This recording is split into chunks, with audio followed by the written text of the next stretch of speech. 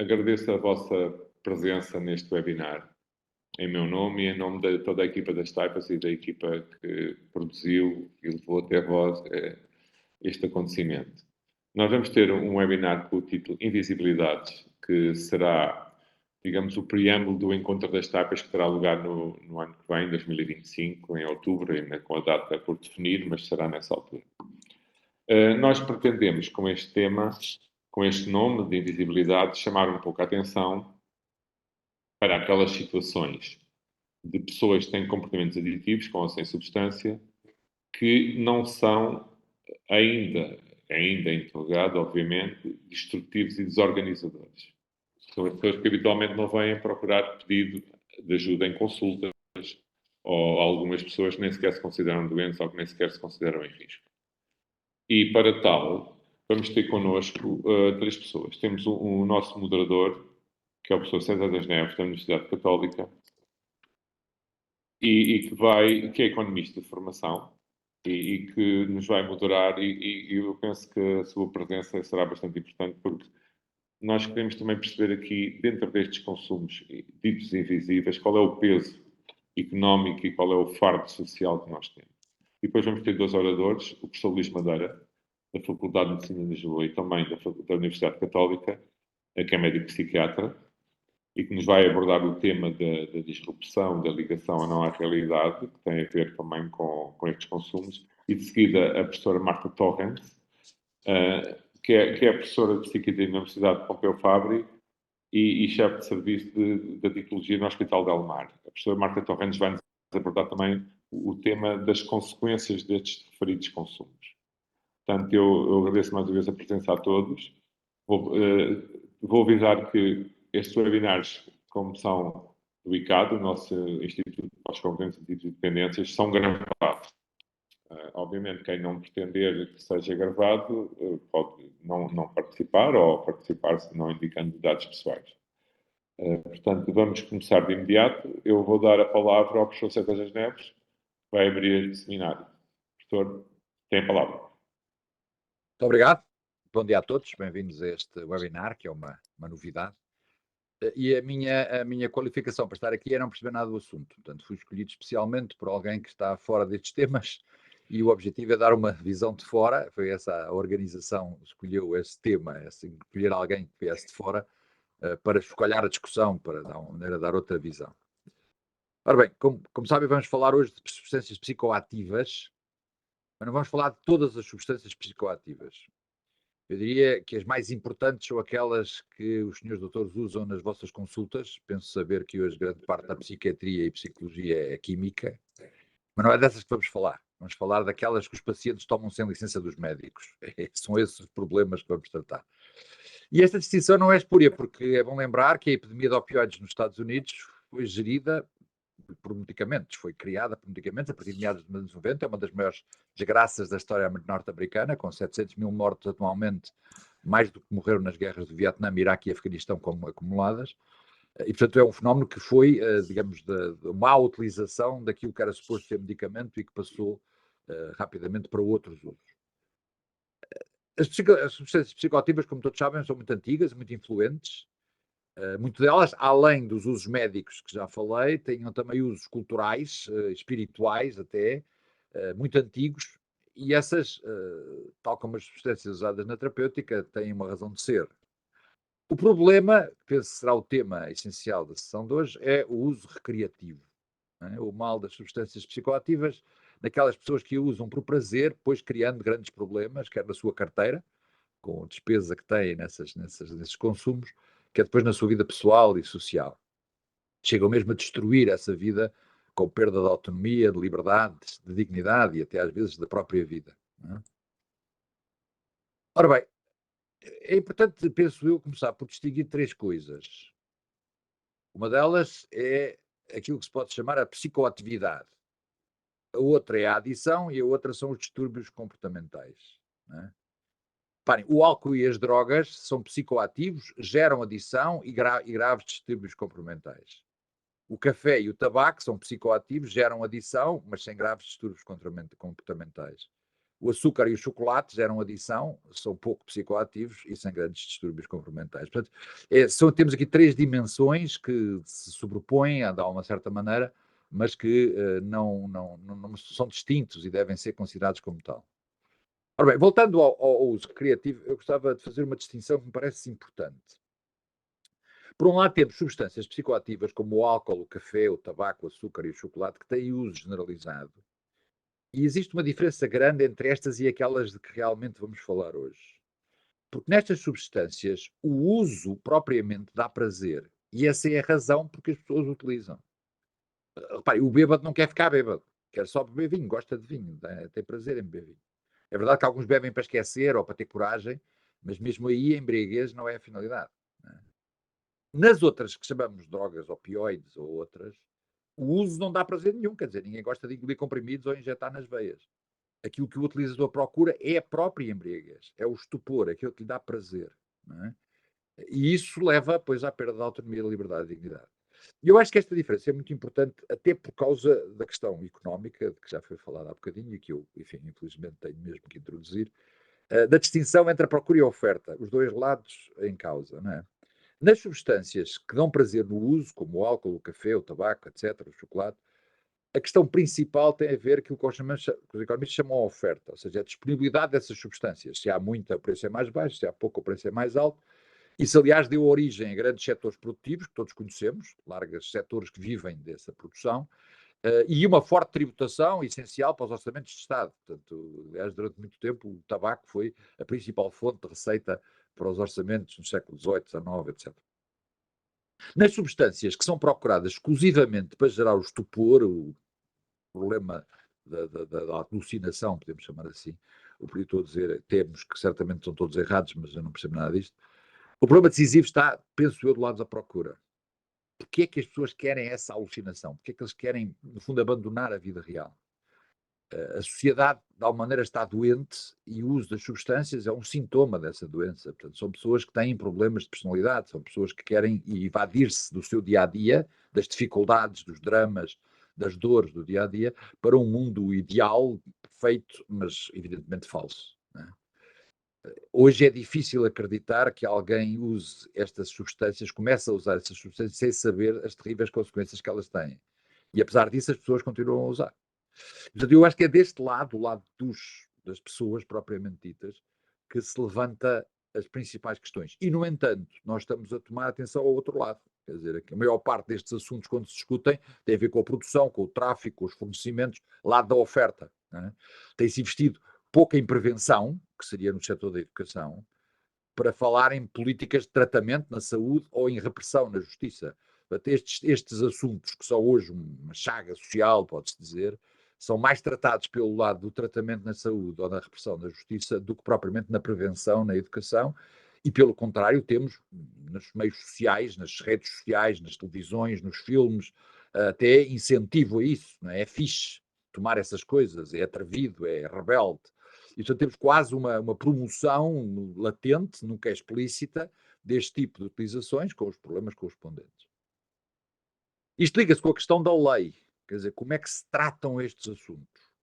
Parem, as drogas duras são proibidas. O café, o açúcar e o chocolate são livres.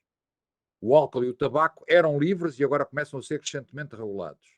E as drogas leves eram proibidas e começam a ser legalizadas. Portanto, temos aqui uma evolução no tratamento legal destes temas que me parece ser um tema interessante e está ainda aberto, portanto não está definido. Isto liga-se com as novidades neste campo, o aparecimento de novas substâncias, que será certamente o tema central da nossa conversa. Como é costume, o desenvolvimento económico manifesta-se pela redução de custos, portanto os custos são mais baratos, as novas drogas são mais acessíveis, mais fáceis de conseguir, e até têm menos custos na vida pessoal e social dos pacientes, que parece viverem uma vida normal, o que leva, no entanto, a utilizações mais acessíveis e depois a problemas mais graves. Noto uma coisa que certamente todos nesta sala virtual sabem melhor do que eu.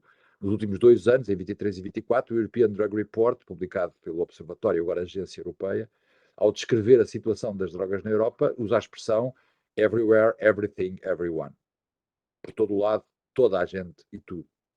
O impacto do consumo de drogas, e estou a citar drogas ilícitas é agora observado em quase todo o lado na nossa sociedade, quase tudo com propriedades psicoativas tem potencial para ser usado como droga, e isso significa que todas as pessoas, direta ou indiretamente, podem ser afetadas pelo consumo de drogas ilícitas e pelos problemas a eles associados. É um diagnóstico assustador, diria eu. E as consequências a longo prazo destes consumos, que são mais acessíveis e são menos dramáticos, porque imediatamente não têm efeitos, a longo prazo podem ser dramáticos. Ora bem, isto são alguns pequenos problemas que eu achei que devia introduzir para agora as pessoas que sabem, que não sou eu, falem sobre o tema, e eu passo a palavra ao Dr. Luís Madeira, Sr. Professor Luís Madeira, que tem 30 minutos, mas tem mais porque nós estamos adiantados, para apresentar a sua comunicação. Muito obrigado. Bem, muito boa tarde, ou muito bom dia, peço desculpa. É um prazer estar aqui e agradeço o convite. Este é um tema que, na verdade, é importante contextualizar que, apesar de eu estar a falar sobre substâncias psicoativas, a minha prática clínica debruça-se predominantemente sobre doentes sem doença com abuso de substâncias ou dependência de substâncias. Vou tentar aceder à minha aplicação, porque esta aplicação não me está a dar.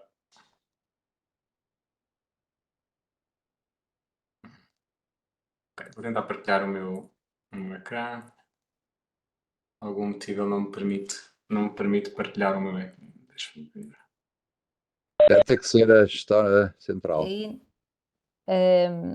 Aí no compartilhar tem a possibilidade. E depois Não, diz-me aparece. que tem que ir às preferências do sistema e tem que reiniciar a aplicação. Eu vou ter que sair e voltar a entrar, eu peço desculpa. Ele diz-me que não permite. Esta aplicação, o sistema foi instalado ontem. Eu volto já.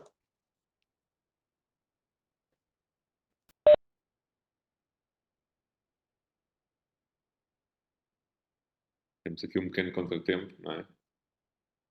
Temos a Regi a É tentar... um problema de invisibilidades, mas de outra natureza. Exatamente. Os oradores passou ao estado de invisível. Presente, mas invisível. Vamos aguardar só um momento. Portanto, há mais gente a entrar e, portanto, é bom sinal. Sim, sim.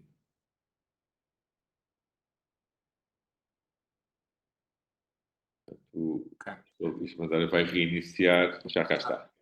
Já cá estou. Vou partilhar então o meu ecrã, agora já permite. Conseguem ver a minha apresentação? Muito bem. Bem, mais uma vez, é um prazer estar convosco e espero poder falar sobre este tema. Como disse, não é um tema que eu trabalho em particular.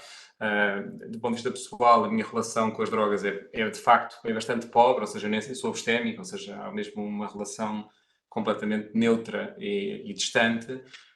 Mas eu tenho trabalhado, do ponto de vista da filosofia, da psiquiatria e da antropologia, aspectos relacionados com situações sociais que determinam sofrimento mental e disfunção psicossocial. E o que me foi pedido é que eu fizesse uma relação entre esta disfunção que encontramos na sociedade e o uso de psicodélicos, tal qual é atualmente é um acontecimento que observamos agora.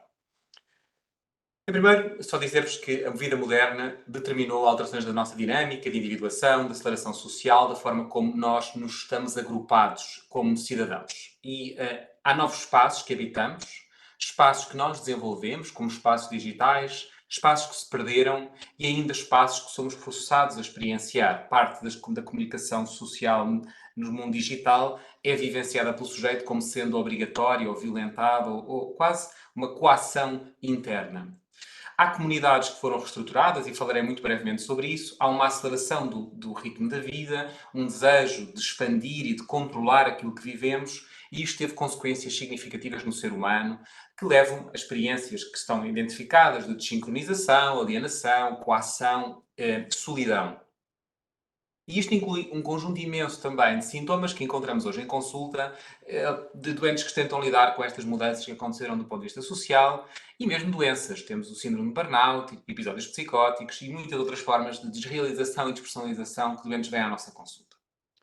Os psicodélicos são substâncias, e já agora, de alguma forma, separam-se os psicocatabléticos e psicoanaléticos por, de facto, desorganizarem a percepção podem, e aqui é a minha tese que eu vou tentar mostrar-vos, estar a ser usados do ponto de vista social para lidar com os desafios psicológicos que atualmente a vida contemporânea nos traz. De facto, os psicodélicos, tal quais nós entendemos, seja os psicodélicos típicos, seja os psicodélicos atípicos ou empatogénicos, são substâncias que alteram a estrutura das relações humanas e oferecem ao sujeito que os consome uma experiência de uma relação mais próxima, de uma sensação mais comunitária, ou seja, a utilização de psicodélicos muitas vezes é um efeito de grupo, quer seja na sua origem de conceptualização e nas comunidades indígenas, quer seja do ponto de vista da sua utilização em jovens. Habitualmente está ligada numa concepção dos jovens a um sentimento de cura, até uma visão antipsiquiátrica do tratamento, da intervenção na doença mental e, no fundo, desencadeia uma série de dilemas na utilização dos mesmos na sociedade. Existe, de facto, um potencial para estes psicodélicos recalibrarem a experiência humana e desafiarem normas sociais. Sendo que uma das tarefas da adolescência é a transgressão, as drogas muitas vezes representam também uma possibilidade do adolescente desafiar as normas sociais, transgredindo-as na utilização de drogas. Porém, estas são substâncias de libertação, mas também de risco, de unidade, mas também muitas vezes oferecendo ao sujeito uma experiência de desconexão ou remoção social da realidade onde estão. E os psicodélicos não são apenas tools pessoais para lidar, mas também, e diria eu hoje, artefactos culturais, tal qual, por exemplo, os opioides pertenceram aos anos 80 e 90, ou o uso de cocaína posterior aos anos 2000, são artefactos culturais que refletem um sofrimento coletivo e uma procura de balanço e significado num mundo cada vez mais fragmentado. Então eu vou introduzir-vos a este tema e dizer-vos que quando nós pensamos no espaço que vivemos, é um espaço que pode ser pensado do ponto de vista físico, empírico, que está imbuído no nosso dia-a-dia. Eu movimento-me para o meu hospital, movo-me para uma cafetaria, mas também existe uma experiência de um espaço secundário, que é um espaço que está com limitações ao movimento do sujeito. Ou seja, há situações de classe social, de segregação social, que nos impedem de nos mover para certos locais do ponto de vista do nosso mundo que habitamos. Há um terceiro formato de espaço, que é um espaço simbólico, no qual eu consigo também habitar, seja pela fotografia, pela religião, no qual eu crio o meu espaço independentemente do local que eu habito. E este espaço muitas vezes é um espaço interior, mas que de alguma forma permeia e transforma os espaços que eu habito em lugares que eu habito. E esta transformação em lugares também depende da minha capacidade de viver estes espaços, ou seja, de eu transformar os espaços em lugares. E isto diz respeito ao meu gabinete do meu hospital onde eu trabalho, diz respeito à minha cozinha, à minha sala. São locais que me dizem respeito de uma forma diferente que outros espaços iguais poderiam dizer-me respeito. E esta transformação de espaços tem vindo a ser transformada ao longo do século XX. Temos uma perturbação na formação das comunidades, não é? No século XIX, com o desenvolvimento industrial, houve uma criação de comunidades cada vez mais impessoais, transitórias, segmentadas. Uma tentativa nos anos 60 de voltar a unir as pessoas. Curiosamente, o movimento hippie foi um movimento também associado ao uso de substâncias, neste caso canabinoides. Mas o objetivo era voltar a construir comunidades. Este movimento foi um movimento que voltou a ser desorganizado a partir dos anos 80, com uma progressiva separação dos nossos espaços que habitamos do ponto de vista afetivo. Neste momento, nós habitamos de sítios completamente estranhos. Por exemplo, e dou-vos apenas o exemplo das fábricas chinesas. As fábricas chinesas empregam cerca de 250 milhões de pessoas que migraram do mundo rural chinês para o mundo industrial. Neste contexto, tornou-se o espaço onde eles habitam. Porém, para lá de comer e trabalhar e dormir neste local, os trabalhadores não interagem uns com os outros. Em boa verdade, o que eles fazem é eles continuam com as suas redes sociais, os seus telemóveis, a conviver com as famílias onde habitavam antes. E às vezes vivem vários anos, 8, 10 anos, num local, sem nunca conhecer a pessoa que está ao lado deles. Na verdade, mantiveram só as relações que tinham de origem. Isto foi estudado em muitas outras situações. O exemplo mais dramático é talvez da maternidade dos filipinos. As Filipinas migram para a Europa muitas vezes por necessidade financeira e mantêm experiências de serem mães à distância, deixando os filhos e as famílias nos seus países de origem. Esta perturbação da comunidade, para vós, provavelmente não é tão intuitiva, é uma perturbação muito visível, no sentido em que eu já não habito, brinco e, no fundo, tenho o meu momento de lazer e trabalho na mesma comunidade. Hoje em dia, tenho estes espaços totalmente separados. Nesse sentido, também a comunidade foi-se fraturando. E esta fratura levou ao sujeito a um mito da autossuficiência, ou seja, uma privatização da vida privada, em que, e paradoxalmente, hum, uh, se nós observarmos as sociedades asiáticas, como por exemplo a chinesa, é um exemplo paradigmático disto, em que não existe sistema social de proteção social, ou seja, não existe segurança social, o que acontece é que é a família que está é a família que é responsabilizada por tomar conta das pessoas quando envelhecem. As pessoas precisam deste suporte social. E nesse sentido, no mundo ocidental, e algumas sociedades orientais neste momento também assim é, o que aconteceu foi as pessoas sentiram que as relações sociais poderiam ser muito mais laxas e muito menos próximas, uma sensação de baixa necessidade de uma comunidade. Há vários estudos que mostram que isto não é verdade do ponto de vista afetivo, mas a experiência que eu encontro nos locais em que eu trabalhei em várias cidades europeias, uma delas trabalhei em Londres, é que de facto existe uma fragmentação cada vez maior e um sentimento de individuação cada vez maior do sujeito. Nesse sentido, hoje, ao contrário de antigamente, quando nós estamos numa multidão, ou seja, imaginemos numa festa de uma aldeia, antigamente as pessoas conheciam as pessoas que estavam na sua festa, ou seja, de alguma forma fazia parte da sua aldeia. Hoje em dia nós habituamos espaços em que, se estivermos com muita gente, são indivíduos que nós não conhecemos. Esta ausência de conhecimento das pessoas com quem convivemos determina uma vivência de stress que está estudada e leva a uma sensação de desconforto ambiental associado à relação que estabelecemos pela violação dos espaços que nós quereríamos ter na distância que temos com as pessoas que vivemos. Isto em Lisboa torna-se cada vez mais notório no centro de Lisboa, porque além da ausência de relação social que temos com os nossos vizinhos, em boa verdade, Lisboa é uma cidade com muito turismo na atualidade, mas agravou-se em particular depois da pandemia de SARS-CoV-19, em que houve estudos que mostraram que o espaço tornou-se cada vez mais... o espaço necessário para o sujeito tornou-se cada vez maior e mais alargado. O SARS-CoV foi de facto algo, o SARS-CoV-2 foi de facto algo que modelou a vivência de fobia social e a construção de uma experiência de que as relações humanas têm que ter uma distância física, um desejo de distância física e uma impossibilidade de relações humanas próximas e relaxadas. E existem muitos fatores estudados para este sentimento de distância física que procuramos. Há aspectos relacionados com personalidade, aspectos relacionados com aspectos demográficos, como, por exemplo, ser do sexo masculino, ser imigrante, ter baixa educação, ou ter eventos mais que me motivem a querer esta mesma distância, o falecimento de pessoas, o divórcio, o desemprego. Mas há mais outro aspecto ainda interessante, é que o próprio ambiente em que vivemos, que vem vindo a ser modelado ao longo dos últimos anos, também motiva esta experiência de separação. Eu fiz uma apresentação há uns anos que não tem relação total com isto, mas tem a ver com a arquitetura e experiência de desrealização que as cidades condicionam, e as cidades condicionam uma experiência de incapacidade de relaxar no espaço em que habitamos, porque eles estão feitos ou para outros elementos, por exemplo, as ruas estão desenhadas para os carros, muitas delas, a dimensão das cidades é feita em grande escala. As nossas casas, em particular em Lisboa, para muitos de nós já não são nossas, o sentimento que nós não temos propriedade, vivemos num apartamento fora do chão, e isto vai determinando uma experiência progressiva de desrealização e despersonalização. De que forma é que os psicodélicos têm relação com isto? Psicodélicos representam, do ponto de vista metafórico, da utilização social, e isto eu observo em relação aos jovens que acompanho, que os consomem, há uma visão de libertação, de ressonância, de paradigmas sociais alternativos.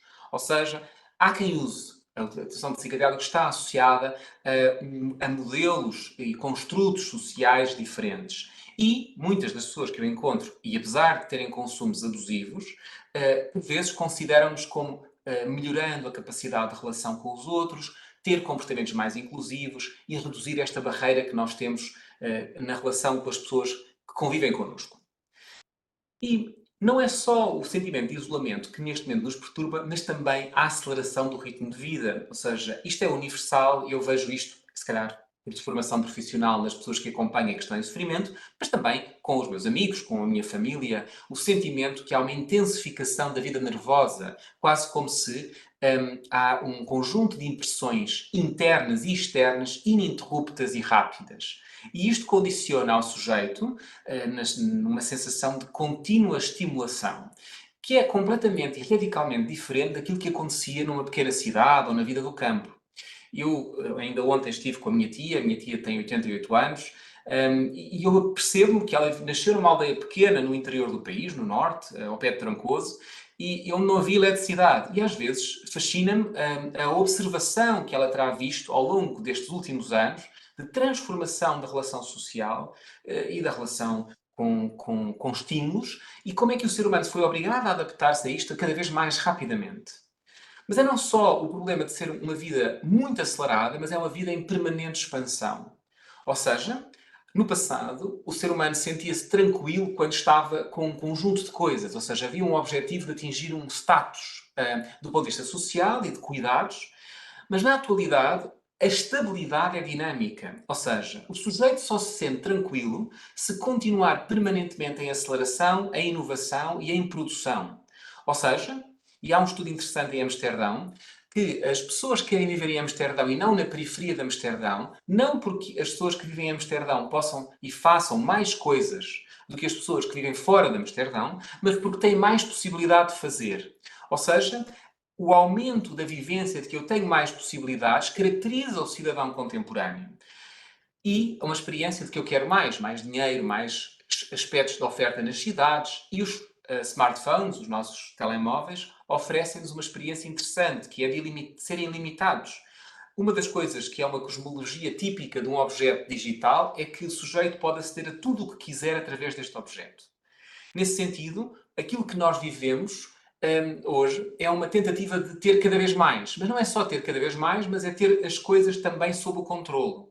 Esta ideia de que eu tenho que fazer uma lista de coisas que vou fazer para o meu dia de hoje. Eu tenho vários utentes que me dizem isto. As listas, pontos de ataque. A ação do ser humano contemporâneo é uma ação que promove a dominação, que no fundo procura a capacidade de governo e a autonomia.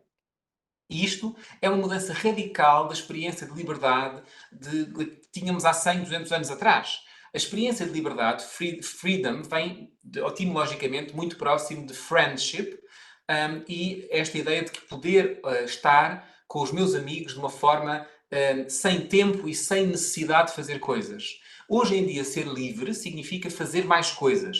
E nesse sentido também, há uma coação interna do sujeito de permanecer continuamente a fazer coisas. Ou seja, o sujeito contemporâneo quer poder fazer coisas e, paradoxalmente, nem precisa de as fazer. Há pouco tempo também vi outro artigo interessante sobre como algumas pessoas no contemporâneo preferem ver documentários sobre o Egito ou sobre países vários do que visitar do ponto de vista próprio este local. Ou seja, esta ideia de a possibilidade de fazer uma coisa é suficiente. Ou seja, eu não preciso ligar à minha mãe, eu não preciso ligar ao meu pai, não preciso ligar à minha família, porque basta eu sentir que posso ligar para me sentir tranquilo. E este é um exemplo distópico que me aconteceu no ginásio há uns tempos atrás. Eu estava no ginásio e estavam dois japoneses à conversa e eu ouvi a conversa que eles estavam a ter e um deles dizia que já não precisava de amigos. Ou seja, desde que eu tenho o ChatGPT, não preciso ter amigos porque ele é inteligente e está sempre disponível.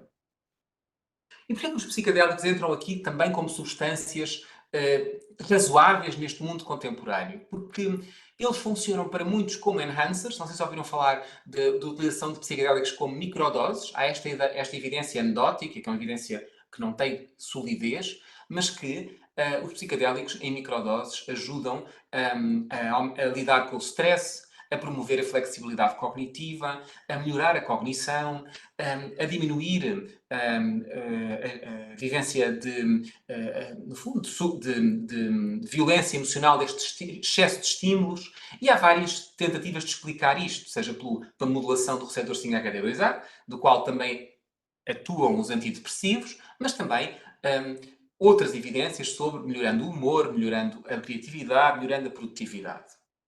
Digo ainda que os psicodélicos levam ao sujeito a uma experiência de falta de controlo. E é interessante como, apesar do ser humano contemporâneo procurar o controle da sociedade, é a imersão e a incapacidade de controlar que nos dá mais prazer. E isto está estudado em inúmeras coisas, mas a ideia é que a dança, ouvir música, o conceito de mediopassividade, em que aquilo que estamos a fazer impacta sobre nós e muda-nos, é algo particularmente relevante, seja na interação com a natureza. Um outro exemplo interessante seria, e o Armud Rosa, que é um dos autores destas ideias, ele diz: nós poderíamos ter plantas de plástico que estão sempre floridas, mas em boa verdade nós queremos sempre ter plantas normais, porque as plantas normais nós não conseguimos controlá-las. Nesse sentido, somos obrigados a estar confrontados com algo que não controlamos e que nos permite ressoar com isso. Ou seja, esta capacidade de ressonância que o ser humano tem perdido é essencial ao afeto, às emoções, à transformação do próprio sujeito. Se eu controlo tudo o que está à minha volta, eu não me sinto transformável. E ainda, a ressonância é algo que só pode acontecer se eu sentir que não domino totalmente aquilo que está à minha volta. E os psicodélicos oferecem ao sujeito, muitas vezes, estas experiências de falta de controlo, de serem submissos a uma experiência que se impõe sobre eles, mais intensa do que são capazes de lidar. Agora, quais as consequências sobre a experiência humana disto que tem vindo a acontecer? A primeira experiência é de uma aceleração condicionando uma falta de tempo. Provavelmente experienciam isto, mas hoje em dia temos cada vez menos tempo para fazer uma performance de uma tarefa. Ou seja, eu tenho que me acelerar para conseguir fazer as coisas que eu faço. E o número de possibilidades cria-me um número extenso de oportunidades. Nesse sentido, a aceleração é também necessária para conseguir reagir ao medo de perder coisas que estão a acontecer. Ou seja, o sujeito contemporâneo tem uma experiência de plano inclinado, ou seja, uma aceleração contínua, um sentimento de falta de tempo e um contínuo stress de não ter tempo para fazer as coisas, ou seja, está sempre em falta em relação ao que está a fazer. E esta sensação de ter medo daquilo que não é controlável vem imbuída também em aspectos que são antropológicos. Por exemplo, o paradoxo da democracia. A democracia oferece ao cidadão uma experiência que está nas mãos deles a decisão, mas também um sentimento que é bastante pesado de não conseguir controlar aquilo que vai acontecendo. A globalização determinou o acesso do sujeito em cada ponto do mundo a situações mundiais que ele não consegue controlar. Ou seja, o sentimento de falta de poder é brutal na modernidade. E o mundo digital serve de um paliativo e, por isso, também muita da dependência que temos dos nossos objetos digitais. Estes objetos e a nossa persona digital têm-se desenvolvido de uma forma que o corpo já é cada vez menos usado. E é uma coisa interessante como esta desincronização entre o estímulo intelectual e mental e o estímulo físico determina sentimentos de raiva e de zanga. A aceleração vai determinar isto que vos falei, mas também vai determinar uma sensação de que as coisas que vão acontecendo à minha volta já não têm uma ordem própria. Elas já não têm uma conexão entre os episódios. É como se a realidade parecesse uma sucessão de estímulos coincidentes, contingentes e aleatórios, e o mundo fosse cada vez mais fragmentado, descontinuado e inconsequente. Neste sentido, a fluidez que caracterizou o final do século XX, ou seja, o início do século XXI, hoje em dia não é mais só uma fluidez, mas uma desorganização, um líquido desorganizado. O sujeito perdeu a noção da sua estrutura existencial. E hoje em dia, o mundo contemporâneo dá-nos cada vez menor limitação espacial. Antigamente, o sujeito movia-se... Aliás, temos uma canção portuguesa, A Caminho de Viseu, ou seja, eu demorava 8, 10 horas a chegar a Viseu. Hoje em dia, eu consigo colocar-me em Londres em 2 horas. Em boa verdade, as distâncias vão sendo cada vez mais fechadas e, como tal, o sujeito sente eu posso estar em todo o sítio onde quiser.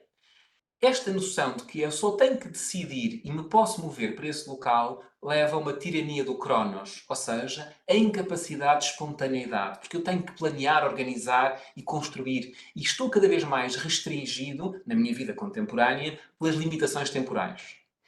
Não sei se algum dia experimentaram viajar de comboio, mas a experiência de viajar, fazer uma grande viagem de comboio, é muito mais relaxante do que a experiência de viajar de avião e não falo apenas da experiência dos aeroportos. falo da experiência de nós podermos distanciar-nos do local em que estávamos. E a distância física condiciona ao sujeito uma experiência de relaxamento temporal. Eu não vou debater sobre isto tem outras dimensões que merecem ser discutidas, mas a aceleração levou-nos a uma experiência de alienação dos locais em que vivemos. Ou seja, a experiência de que os locais em que vivemos são cada vez menos locais em que nos dizem algo. O exemplo disto é as pessoas que vivem muito pouco tempo em casa e quando chegam a casa não sentem que estão em casa. Ou mesmo, do ponto de vista formal, espaços que são não lugares, como por exemplo os aeroportos. São espaços que não têm um significado para o sujeito. Há uma alienação das ações também, ou seja, o sujeito sente que não tem força vital para conseguir enfrentar o número de estímulos que recebe. Uma alienação das coisas, ou seja, a sociedade contemporânea tem muitos objetos obsolescentes. Eu acho que basta a pessoa entrar num centro comercial contemporâneo para perceber a obsolescência e transitoriedade daquilo que nós interagimos. Já vos falei da alienação do tempo, ou seja, a sensação de que estas experiências estão para lá da minha capacidade de lidar e de conseguir ter tempo para viver com elas. E por último, e muito importante, o sujeito contemporâneo vive-se alienado dele próprio também, ou seja, há uma experiência de desrealização e despersonalização com irritabilidade. É como se fosse uma tensão estéril da vontade. É como se eu estivesse sempre tenso, mas sinto que a minha vontade não me consegue oferecer nada. E como vos disse, a agregação em cidades, em particular em grandes metrópoles, levou ainda a um agravamento desta experiência. Ou seja, uma propensão daquilo que antigamente era familiar tornar-se não familiar. E nisto os portugueses têm experiências disto interessantes. Eu, por exemplo, tenho uma terra, não é? Ou seja, eu posso dizer que vou à terra, não utilizo essa expressão habitualmente, mas eu tenho muitas pessoas que têm esta experiência de ir à terra. Ir à terra é eu ir ao norte. E quando vou, sinto-me subitamente grounded, subitamente agarrado ao chão, de volta, agarrado a uma existência que no mundo da sociedade contemporânea é cada vez mais, cada vez mais levantada do chão, mais separada da minha experiência de estar grounded. E neste mundo também há uma experiência humana cada vez mais frequente. No passado, eu diria nos anos 80 ou 70, nós tínhamos o Estado, a família, tínhamos várias dimensões que nos obrigavam a coisas. Nesse sentido, o nosso projeto vital, muitas vezes, era um projeto de transgressão, de constituir uma identidade que vencesse uma força exterior. Mas no contemporâneo, a liberdade é fazer cada vez mais coisas. Conclusão, a coação já não vem de fora, não vem dos elementos exteriores, vem de dentro do sujeito. O sujeito vê-se como um sujeito que consegue fazer coisas. Ou seja, e nesse sentido, quem está a ser explorado é o próprio pelo próprio. E o mestre e o escravo mudaram no contemporâneo. Estamos constantemente a produzir e a constituir uma alteração das pressões internas para que não consigamos parar. Tenho muitos doentes que vêm à consulta e que dizem eu não consigo parar. Nesse sentido, já não tenho tempo para conseguir usufruir, para conseguir ler, para conseguir estar com os meus amigos, para conseguir sentir-me simplesmente a aproveitar. Um dos exemplos que eu dou em consulta é o exemplo dos anúncios da Martini. Falando de outra substância, a Martini tem, historicamente, desde os anos 80, anúncios que vêm nos filmes, que vêm em vários locais, em que são sempre pessoas que estão só a divertir-se sem nada. Simplesmente a usufruir da realidade. E muitas pessoas já não têm momentos Martini na sua vida, não têm nenhum momento de relaxamento como representado nesses mesmos anúncios. E nesse sentido também, há cada vez mais dificuldade em criar encontros que serão vividos pelo sujeito como oferecendo conforto. De facto, o que se perdeu na contemporaneidade é a capacidade de eu estar com o outro e usufruir de um prazer desse mesmo encontro.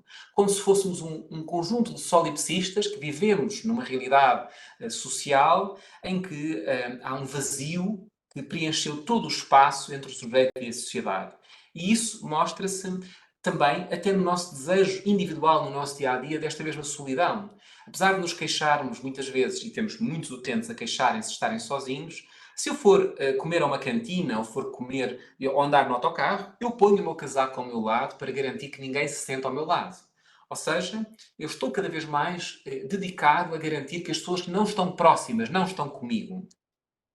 E há muitas tentativas de explicar isto, eu não vou falar-vos sobre isto, mas do ponto de vista psiquiátrico e psicológico, houve várias tentativas de explicar esta procura de solidão, mas é importante perceber que há uma dimensão antropológica desta mesma solidão no contemporâneo. E é importante estudá-la, porque a utilização de drogas no contemporâneo muitas vezes serve também para enfrentar pressões sociais de solidão e de vivência de estar sozinho. E há vários eixos com que isto merece ser avaliado. Por exemplo, pessoas que têm doença mental, que são esquizoides por questões de personalidade, mas também as pessoas mais velhas, os imigrantes, as pessoas com personalidade dependente. E merecemos pensar sobre isto, nós técnicos de saúde mental, com maior detalhe. E porquê que os psicodélicos entram aqui como substâncias relevantes? Porque eles são usados pelo cidadão e são vistos, do ponto de vista do seu significado, como permitindo uma maior exploração e crescimento pessoal. Há quem advoque que os psicodélicos aumentam os insights sobre os nossos desejos, medos, sobre o meu potencial, mais ainda, permitem-me compreender as minhas necessidades e envolver-me mais autenticamente nas minhas relações.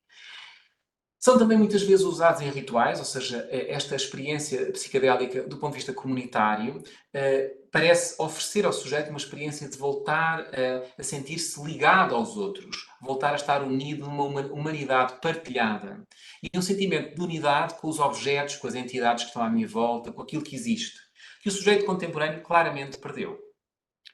Na minha última parte desta apresentação, eu vou falar-vos porque é que isto tornou-se um problema mais complicado. Ou seja, eu acho que nós vemos no mundo contemporâneo um sofrimento significativo. Temos espaços cada vez mais fechados e temos várias noções de que a migração no contemporâneo tem trazido uma experiência de que o meu vizinho é muitas vezes um estranho moral e há uma experiência de perda de estabilidade da identificação pessoal, da cultura, com discussão sobre se há mais valor na cultura a priori de um país do que na cultura a posteriori construída pelo próprio processo de migração, e sobre isto eu não vou discutir aqui, mas é importante que seja discutido, ou seja, que seja pensado, mas que determinou um processo progressivo de desorganização social, de conflito e de stress que ainda está em processo de estabilização.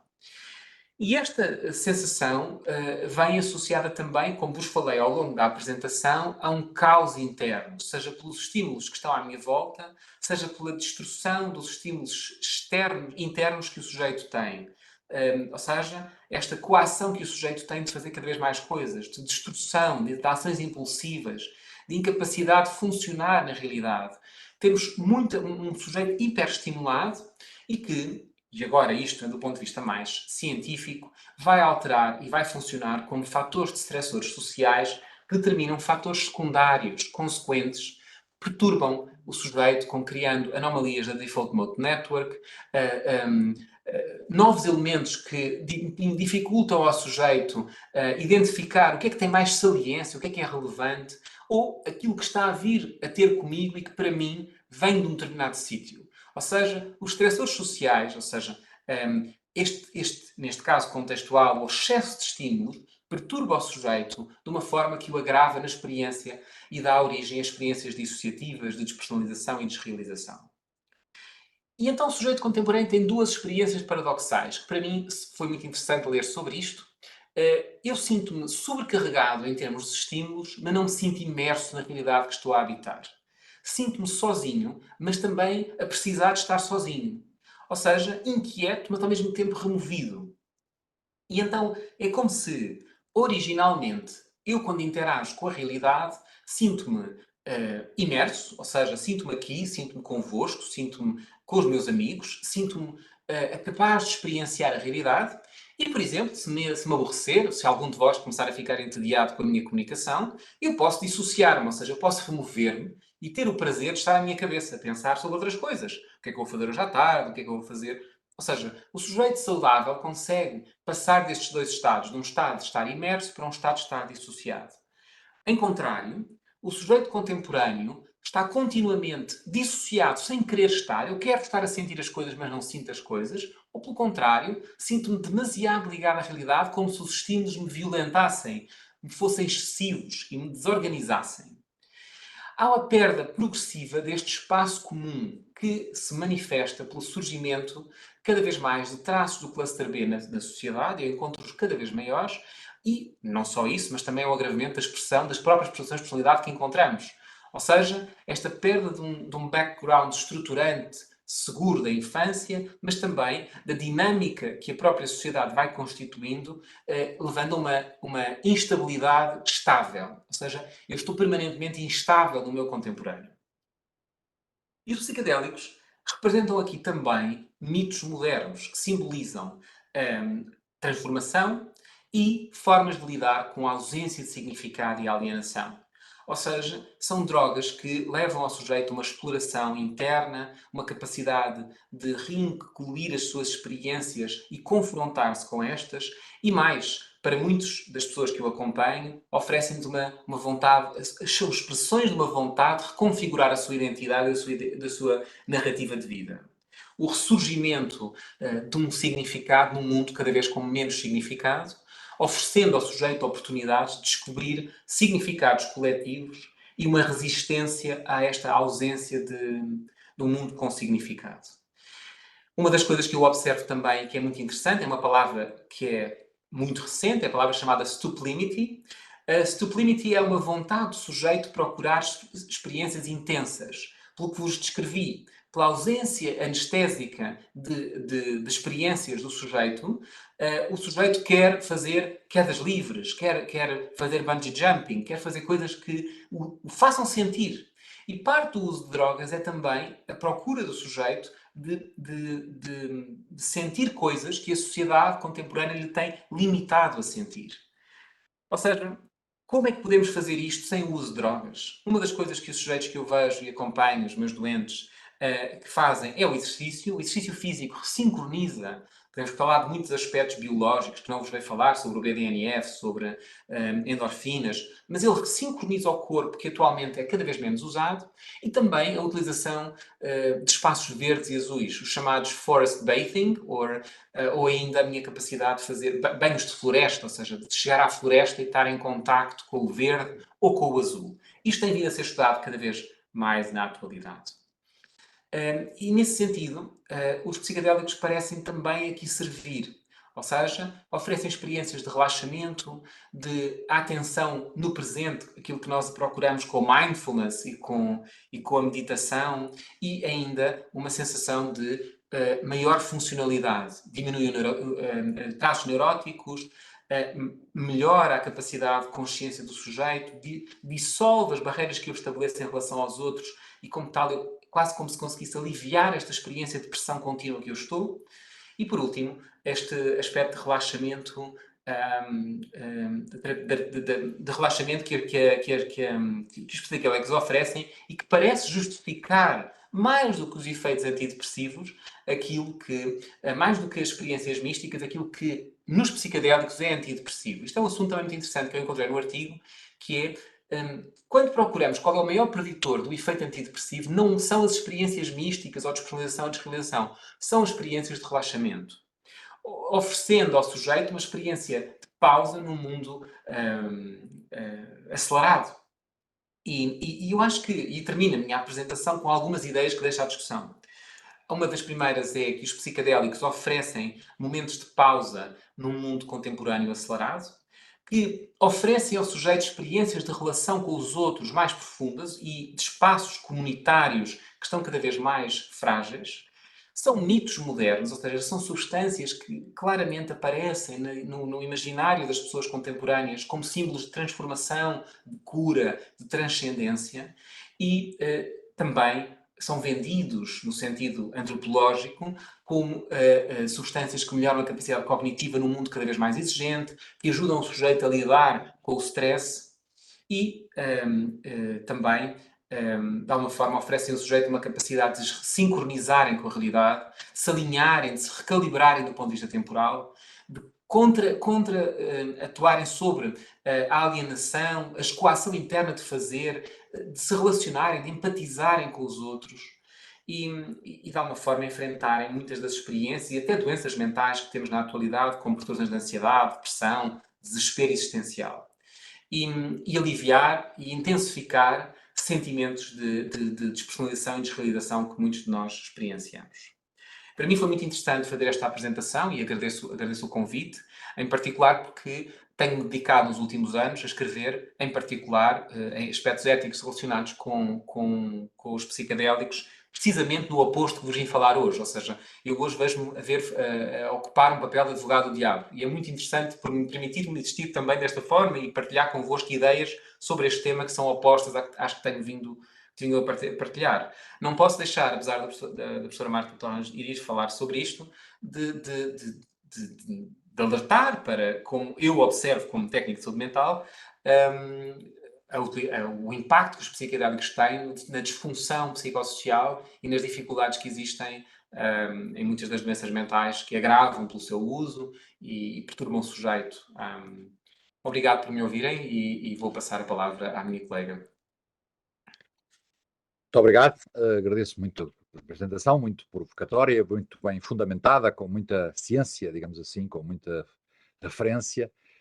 Mas deixe-me desde já provocar. A minha função é ser moderado, mas também posso ser provocadora, essa também. Já para o debate que vai ser a seguir, à intervenção seguinte, para dizer duas coisas muito rápidas. Primeiro, a amostra que tem é uma amostra enviesada. Quer dizer, nós vivemos todos na mesma sociedade e o senhor professor tem aqueles que estão afetados negativamente. Portanto, é preciso dizer que continua a ser uma minoria, graças a Deus, uma pequenina minoria. A maior parte das pessoas vivem bem com esta sociedade em que estamos. Mas deixe-me ser mais ainda provocador e dizer-lhe, eu acho que passou ao lado do problema. Porquê? Toda a sua fundamentação partiu de uma mitificação do antigamente. Tudo era em referência ao antigamente, que alegadamente era uma coisa estável, segura, garantida. E é mentira.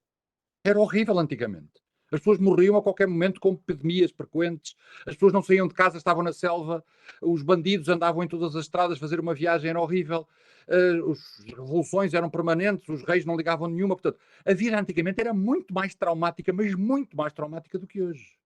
Então, porquê que antigamente estas coisas não aconteciam? Porque antigamente havia um Deus, ou vários deuses, em quem a gente confiava. E nós éramos uma parte disso. No fundo, o que o senhor professor está a descrever é a falência do modernismo, quer dizer, é a falência da ideia iluminista do século XVIII, de que nós já não precisamos dessas coisas superiores, controlamos a nossa vida e passados 200 e tal anos, constatamos isto que está a ver. Quer dizer, e falhou fragorosamente, e quando nós contamos só com as nossas forças, porque toda a sua descrição nunca entrou com esse outro elemento, que era aquilo que segurava as pessoas antigamente não andarem a usar psicóticos e viverem em mundos muito piores do que o nosso, nós, tendo só com as nossas forças, as coisas são assim, é verdade. Mas antigamente as pessoas tinham outra coisa que segurava, não porque a vida fosse mais calma nas aldeias, era muito pior nas aldeias do que hoje é nas cidades, mas porque tinham outra coisa superior, digamos assim, que justificava a vida, um sentido de existência nas várias culturas, nas várias religiões, chamemos-lhe assim, que hoje não temos. Estamos hoje centrados apenas em nós próprios. Portanto, de alguma maneira é o vazio do que está acima da nossa cabeça que, do meu ponto de vista, cria os problemas que referiu. Mas, enfim, isto é para o debate a seguir. Vamos agora passar a palavra à professora Marta Torrance para a sua intervenção. E estamos exatamente na hora, portanto, estamos a cumprir religiosamente o tempo que nos foi dado.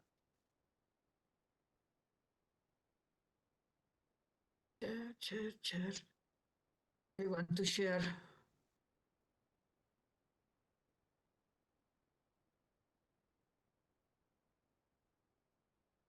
Well, en primer lugar, muchas gracias por invitarme a estar aquí. He quedado muy impresionada también por la presentación previa. Mi presentación es totalmente distinta. Es una presentación que es muy pragmática de qué es lo que tenemos como problemas de sustancias que se pueden consumir, el por qué lo podemos discutir luego todos a la vez, pero en todo caso, cómo podemos ver del consumo ocasional, no problemático, cómo pasar al consumo problemático de las sustancias y lo que esto nos va a representar para el futuro. En primer lugar, hablar de lo que es el consumo problemático. Es el consumo que nos va a dar un daño evidente o que tiene unas consecuencias negativas para el usuario, ya sea porque acaba con un problema de adicción o bien porque tiene cualquier otro problema físico, psíquico o social, o porque le lleva a tener problemas para a poder sufrir estos daños. Y también podríamos incluir el consumo el daño que le va a hacer a terceras personas. O sea, este sería el cambio de un consumo problemático. ¿Por qué es importante? Porque el consumo problemático es lo que más fácilmente nos va a llevar a más problemas todavía. Y esto, para los que tenemos que proveer los servicios y la salud pública de las personas, es importante que sepamos hacia dónde van o hacia dónde pueden ir las cosas, los consumos, para poder prevenir de la mejor manera posible y adecuar nuestros tratamientos o para poder hacer menos vulnerable a la población. A ver, espera. En España sí que tenemos, hemos hecho en algunos tipos de sustancias, se ha hecho el proceso de ver entre lo que la gente consume, cuántos van a tener también problemas de consumo. O sea, cómo vamos a pasar del consumo no problemático al consumo problemático. Y esto se ha hecho en diferentes sustancias. Básicamente se ha hecho con el alcohol, con el cannabis, con la heroína o también con la inyección de drogas. Nos centraremos con el cannabis porque ya sabemos que en este momento el cannabis es un problema muy importante a nivel global, es la droga ilegal más consumida, a lo mejor pasará a ser la legal porque ya sabemos que hay muchos países en los cuales ya se está autorizando, regulando y legalizando el consumo de cannabis, no solamente con fines terapéuticos, sino también con fines recreativos, como es el caso muy reciente de Alemania. Entonces, sí que en el cannabis, por ejemplo, sí que se hace, pues partiendo de la población, del consumo de sustancias en población general, que sería lo más parecido al consumo no problemático, sustancias en población general, se les administra además unas escalas en este sentido para poder determinar cuáles de estos que están consumiendo en población general tienen un consumo problemático. Y ahí estos son resultados que tenemos de nuestro país, en los cuales lo que sí que se ha ido viendo es cómo el consumo problemático ha ido cambiando desde el 2013 hasta el 2020, dependiendo de la franja de población. Y estos son los datos que tenemos en cuanto a qué tipos de población puede tener cada vez más consumo o menos consumo problemático. Uno de los problemas que tenemos en estos datos es que 2020 fue en plena COVID y es mucho más difícil de poder hacer este énfasis, ¿no? Pero en todo caso es una manera como tenemos de poder saber cuántos de los que consumen son realmente consumidores problemáticos. Entonces, ¿cómo lo podemos hacer esto con más poblaciones? O sea, ¿cómo podemos pasar del consumo no problemático al consumo problemático? Evidentemente, esto va a depender de las sustancias psicoactivas, de cada una de ellas. ¿Y de qué características de estas sustancias? Primero, de la farmacología de la propia sustancia. Como muy bien se ha comentado al principio, una cosa es el café, el azúcar y el chocolate, otra cosa es el alcohol, otra cosa es el tabaco, otra cosa es la cocaína, las anfetaminas, la metanfetamina, el cannabis. Evidentemente son sustancias diferentes con una farmacología distinta y con unos efectos cuando llegan al cerebro distintos que pueden generar más riesgo de pasar del consumo esporádico a la adicción, como puede ser, y esto sabemos que una de las que más tiene posibilidades de crear adicción en poco tiempo, en este sentido, serían los opiáceos, que de 4 personas que consumen alguna vez heroína, una se va a quedar adicta a la heroína. Esto ya hace tiempo que lo sabemos.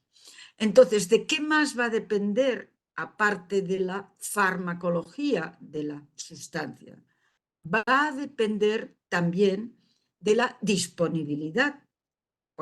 Evidentemente, tú puedes estar, la sustancia puede ser de mucho riesgo, pero si no está disponible, pues no va a tener este paso, ¿no? Y también de la accesibilidad de esta sustancia.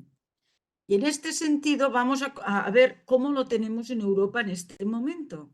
Entonces, en Europa, de acuerdo con los últimos datos de la Agencia Europea de Adicciones, tenemos el cannabis es la sustancia más consumida, con diferencia.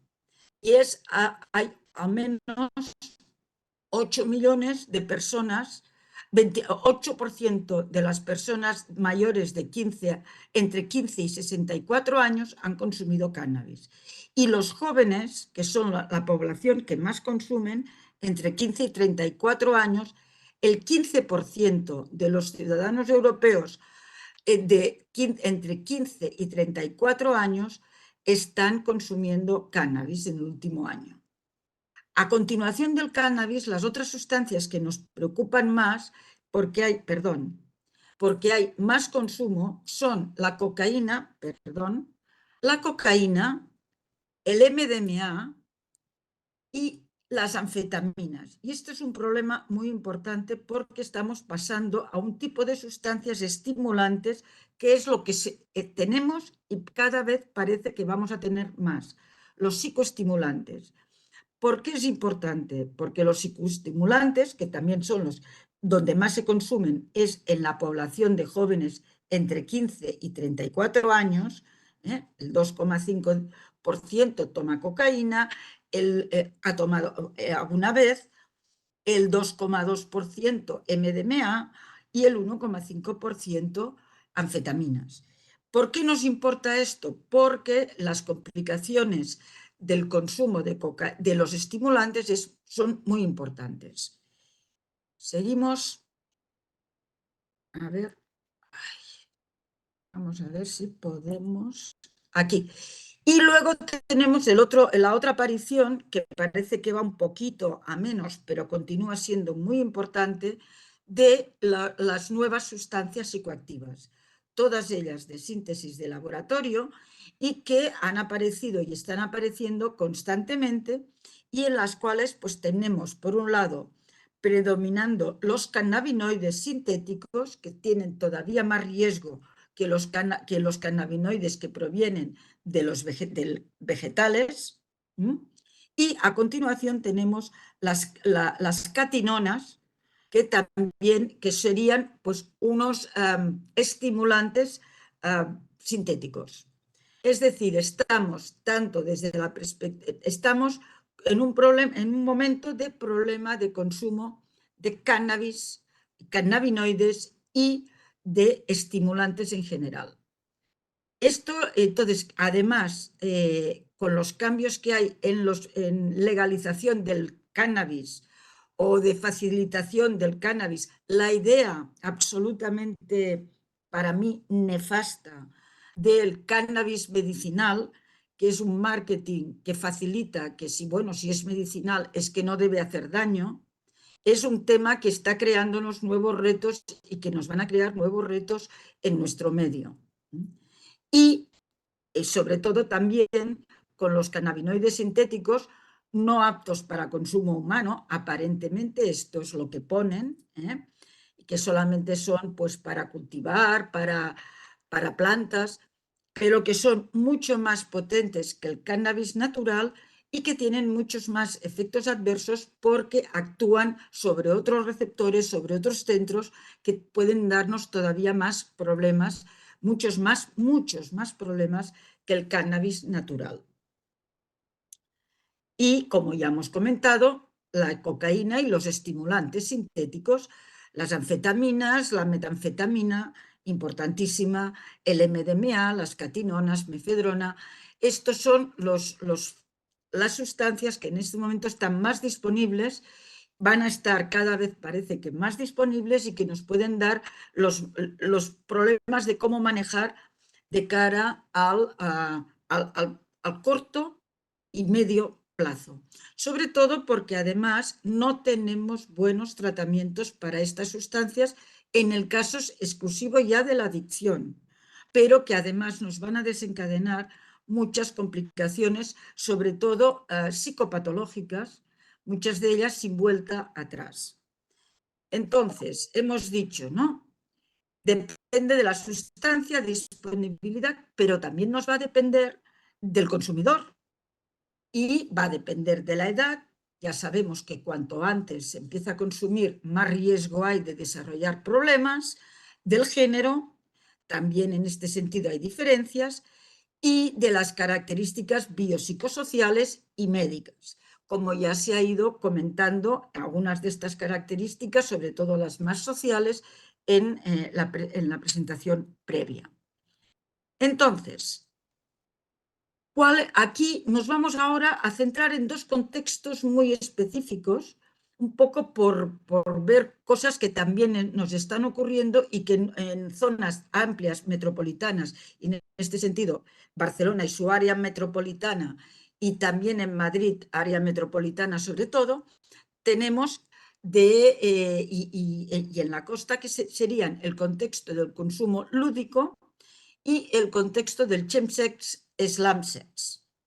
El contexto lúdico. En España tenemos una organización que es Energy Control, que analiza, que facilita que todas las personas que van a los grandes festivales o que van a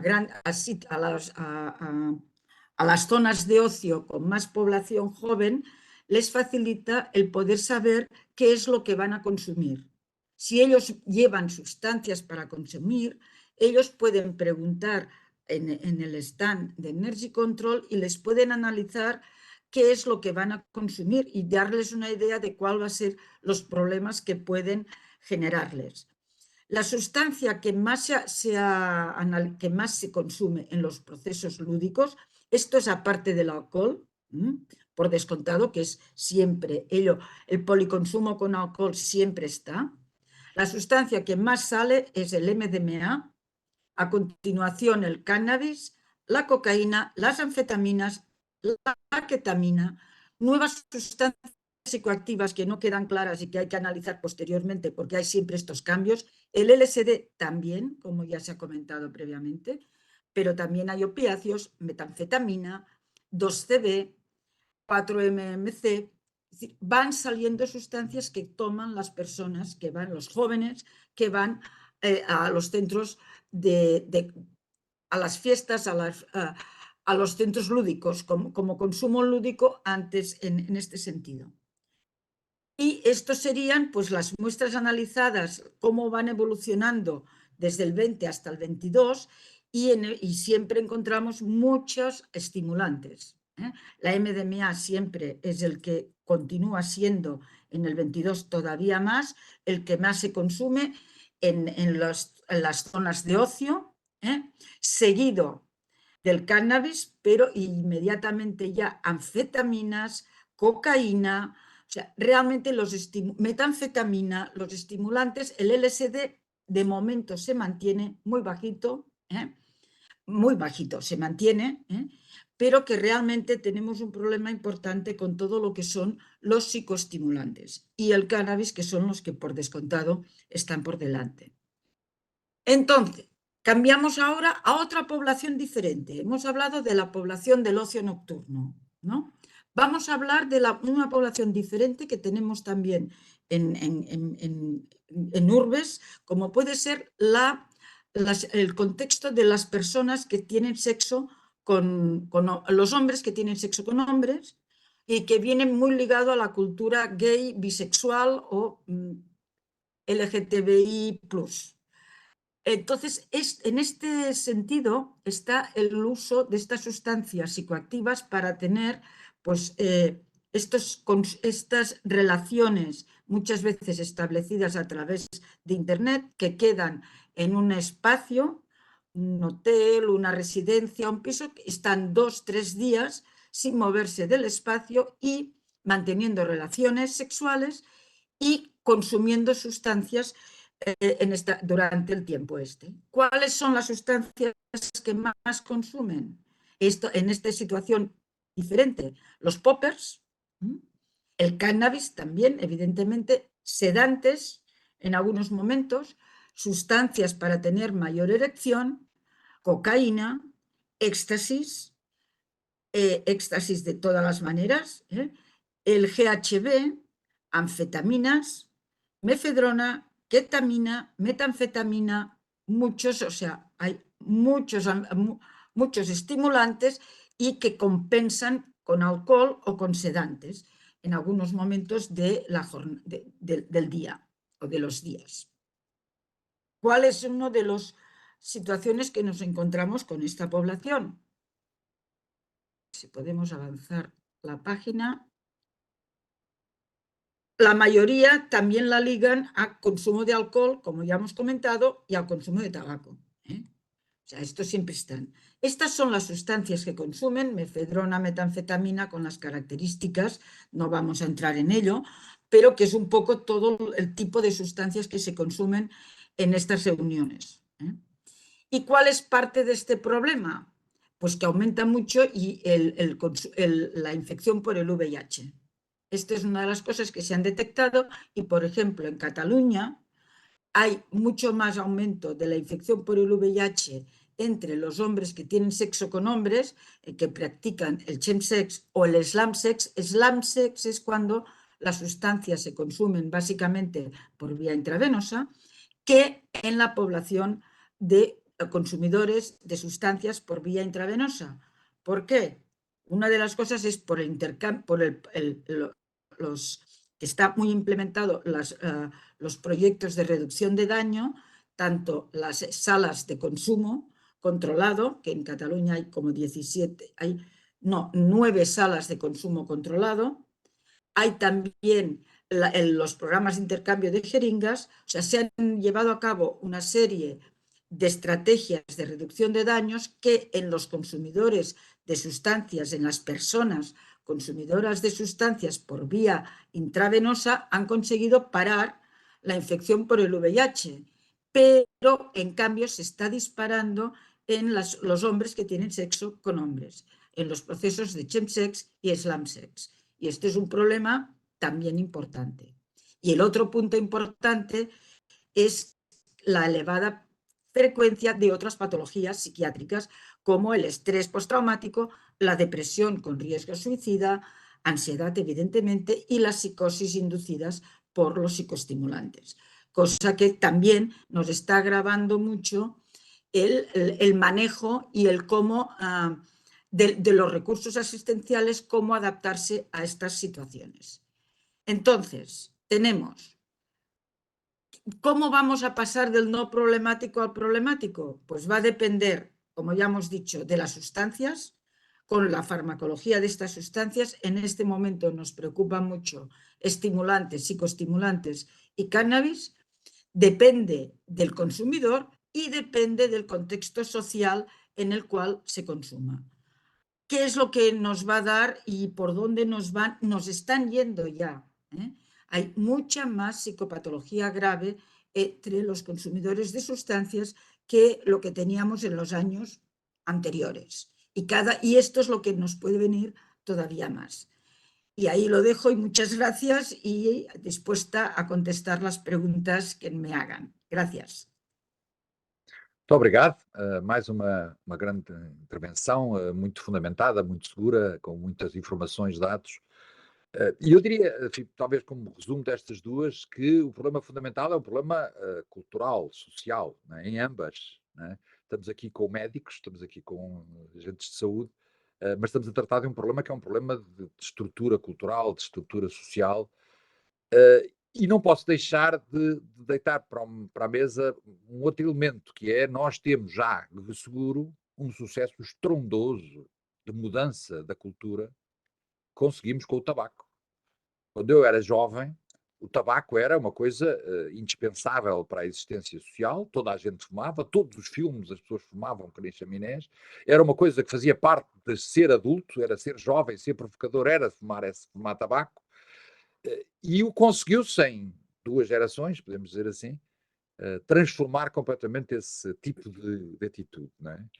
Foi um sucesso estrondoso, o consumo desceu drasticamente, a mudança, as pessoas hoje sentem-se mal quando têm com um cigarro na mão, é preciso uma atitude quase de rebeldia. É nesse campo que devemos trabalhar, diria eu, não é? Pelo contrário, hoje a cultura, os mesmos filmes, que aliás são mais poderosos do que antes, porque estão a promover muitas destas coisas. Portanto, muitas destas substâncias que falámos aqui são geradas pela própria dinâmica da cultura atual, de muitas maneiras. Algumas muito semelhantes àquelas que antigamente promoviam o tabaco e que, entretanto, foram derrotadas desta forma. Por isso, enfim, não sei se isso não será uma janela de abertura para jogarmos aí, mas é no campo cultural, como disse o senhor professor ao princípio, e depois confirmado nesta visão mais do lado do consumo, com os números do consumo, mas onde o elemento cultural, exatamente o mesmo que tinha sido referido na primeira intervenção, estava dominante, mais uma vez, parece ser nesse campo que temos que atuar, mais do que na polícia andar atrás dos traficantes que falhou fragorosamente, mais do que andarmos no tratamento depois dos resultados dramáticos do consumo, parece ser no campo cultural que as coisas parecem ter que se resolver, como aconteceu com o tabaco. Mas agora abro o debate à enorme Assembleia que nos está a seguir, que certamente, além de serem especialistas também nas matérias, têm muitas perguntas muito mais inteligentes do que eu, que estou aqui oficialmente na posição de ignorante. Portanto, esse é o meu papel hoje.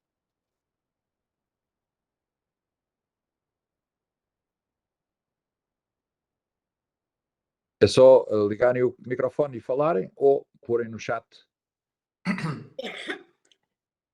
Vou perguntar aqui ao nosso apoio, à Lúcia, se há algumas perguntas no chat. Não temos até ao momento ainda perguntas nos apareceu agora uma. Não sei se consegue Não consigo. visualizar.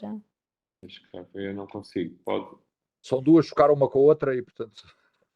Portanto, é Inês Coito Santos.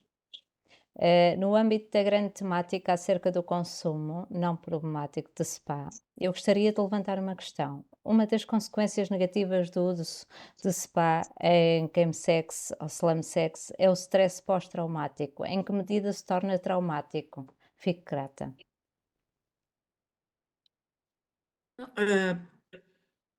Por alusiones. No está claro que sea una consecuencia. Puede ser al revés, previo a la utilización o previo a estar en chemsex. O sea, no, la asociación no es necesariamente consecuencia, ni tampoco es una asociación, no sabemos todavía cuál es la dirección. Puede ser que muchas de las cosas sean, como siempre, bidireccionales. Un estrés postraumático previo que haya podido facilitar y viceversa. O sea, lo que sí sabemos es que hay una asociación entre, en esta población más importante que en otras poblaciones de consumidores de sustancias. Pero la relación es bidireccional. Y habrá casos de inicio previo del estrés postraumático y habrá casos de inicio posterior. En todo caso, ante una persona la idea es, ante una persona que practica chemsex y que nosotros estamos con él, hay que detectar si hay un estrés postraumático para poder llevar a cabo el tratamiento.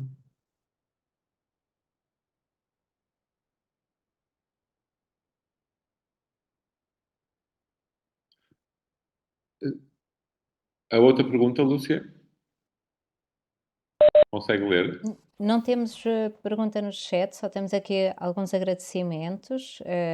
A Carla Andada, muito obrigada pela iniciativa, interessante tema do webinar, obrigada pelas excelentes comunicações. Temos aqui uma colega, a Cláudia Martins, que pretende fazer uma pergunta oralmente, ela já tem o som ligado.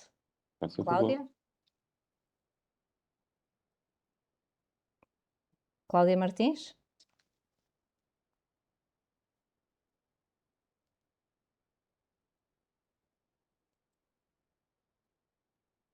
Cláudia? Se calhar a Cláudia não consegue, talvez possa pôr por escrito, para nós conseguimos ter acesso. Sim. Não sei se a Cláudia nos está a ouvir, se quiser colocar a sua questão no chat, talvez seja melhor.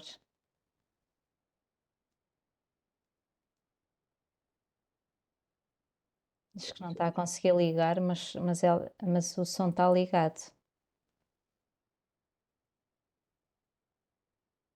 Ó Cláudia, eu sugiro que coloque a questão aqui no chat, é mais fácil.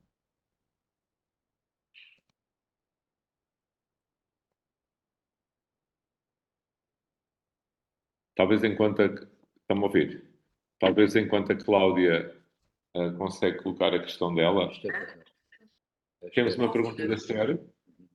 Estão-me a ouvir agora? Sim, perfeitamente, pode falar. Oh, ótimo. Boa. Eu preferi falar assim porque eu acho que a ideia é um bocadinho ampla e prefiro abordá-la desta forma. Relativamente agradeço muito às pessoas e aos preletores porque foram momentos também de grande reflexão. Dizer que em relação ao Dr. Luís Madeira adorei e pôs-me aqui algumas coisas em perspectiva, nomeadamente naquilo que eu trabalho nas escolas. Não abordo as questões das dependências com substância, mas abordo as dependências neste momento do gaming, gambling, redes sociais e, portanto, ligado com adolescentes e trabalho com jovens promotores que depois a seguir vão passar o seu conhecimento a outros jovens. E na realidade consigo rever-me em muita coisa que aqui me disse, que é o facto de nós não termos contacto uns com os outros, mesmo independentemente de estarmos dentro da mesma escola e, portanto, não temos uma identificação de pertença, de grupo. Depois, acho que em todo o caso existe uma necessidade dessa mesma pertença, uma vez que ao longo do desenvolvimento do trabalho, os jovens promotores com os quais eu trabalho acabam no final por sentir-se num grupo e por partilharem experiências. Portanto, ao longo do processo eles acabam por partilhar experiências. Fazer aqui também uma questão provocatória, que é, nós falamos que em relação ao tabaco nós evoluímos e é verdade, e melhoramos bastante, mas houve, de certa forma, depois uma substituição dessas substâncias por outras substâncias que agora existem e que estão também a crescer e que são elas também uma preocupação.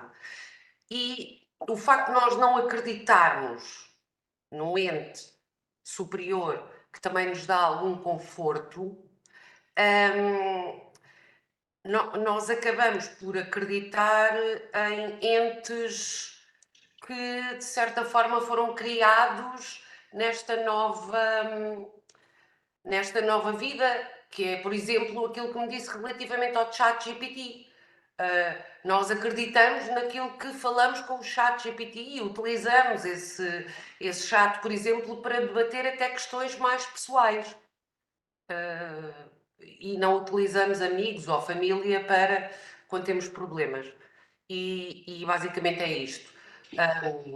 Obrigada. Obrigado pelo comentário, obrigado pelo comentário.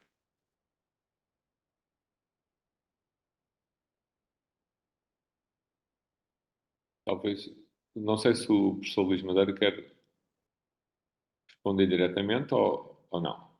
Não, eu posso, é verdade, ou seja, na boa verdade é um trabalho em escolas, não é? Eu trabalho com doentes, mas a experiência que tenho é precisamente dos jovens utilizarem estas substâncias para pertencer a um grupo do qual não dispõem antes de as utilizarem. Mas isso aplica-se a esta como aplica-se a outras drogas, não é? Ou seja, a utilização das drogas como uma experiência de grupo. É interessante porque, de facto, há uma utilização de drogas que é social e no sentido do prazer, mas também há a utilização de drogas instrumental. E temos jovens que utilizam drogas de forma instrumental para reduzirem sintomas, mais do que fazerem para estar num grupo, utilizam-nos para aliviar a ansiedade e temos uma narrativa social que é bastante problemática na atualidade, de que estas substâncias fazem com que a pessoa consiga lidar. As microdoses da ashwagandha, microdoses de cogumelos, tem vários doentes meus. Isto é uma visão antipsiquiátrica, no sentido técnico do termo antipsiquiátrico, não é? Não estou a dizer que isto é contra a psiquiatria, no sentido desta visão de que eu prefiro ter uma intervenção que é uma intervenção não psiquiátrica, ou seja, não utiliza os psicofármacos que habitualmente nós usamos para os meus sintomas. E isto aplica-se aos jovens, mas aplica-se a diferentes classes sociais, ou seja, é interessante porque muitas vezes eu sou abordado nos locais em que eu passo, e passo em locais bastante diferenciados do ponto de vista social, e quando as pessoas me abordam por saberem que eu sou psiquiatra, 80% das vezes o tema principal são os psicadélicos. O que é que acham sobre os psicadélicos na utilização da saúde mental na doença mental? Por isso, este é um tema que ocupa a cabeça de muitas pessoas e, em parte, a narrativa de que os psicadélicos têm um papel no tratamento da doença mental merece ser sempre integrada no risco de, tal como a professora Marta Torres falou há pouco em relação aos canabinoides, de criar uma mensagem de que a utilização é segura e que deve ser promovida e que pode ser promovida do ponto de vista social e que, de alguma forma, nós médicos validamos que é uma forma de tratar doenças. Pronto, isto é um problema claramente no início destas substâncias do ponto de vista social que merece ser tratado pelos médicos. Temos aqui uma pergunta também de Esther Casado, que é: considera que os jovens, para a doutora Marta Torres, considera que os jovens têm informação suficiente dos riscos das substâncias e dos riscos de doenças transmissíveis na área sexual? No, probablemente no. Y en este sentido, sí que, como no está claro cuáles son, primero, hay que aumentar el conocimiento, hay que aumentar la prevención, y la prevención es amplia en este sentido, también del conocimiento de todas las enfermedades de transmisión y de los mecanismos de riesgo. Por ejemplo, ahora se está trabajando mucho en el tema de, sobre todo las chicas, las mujeres, la posibilidad de que les pongan GHB en las bebidas, que luego no pueden detectar qué ha pasado, si han habido pues, actos sexuales contra ellas. O sea, esto también es un tema que es diferente del que hemos dicho, pero que también se da en contornos lúdicos. Y ahora sí que se está como desarrollando técnicas para, de prevención específicas. Y no todo vale. Y una de las cosas que en este sentido el Observatorio Europeo, la Agencia Europea de las Drogas quiere diseñar es precisamente una graduación de prevención, pero europea, de prevención del consumo a los diferentes niveles, pero que esté estandarizado y que se sepa que lo que se hace es realmente previene y que no es, como a veces pasa con algunos programas aparentemente de prevención, que todavía pueden generar más problemas. Entonces, este es un punto que en este momento nos ocupa y nos preocupa mucho. Y que hay que dirigirlo y hay que hacer una prevención selectiva, dirigido a las franjas de edades y a los comportamientos diferentes. Y es uno de los temas importantes y muy relevantes ahora.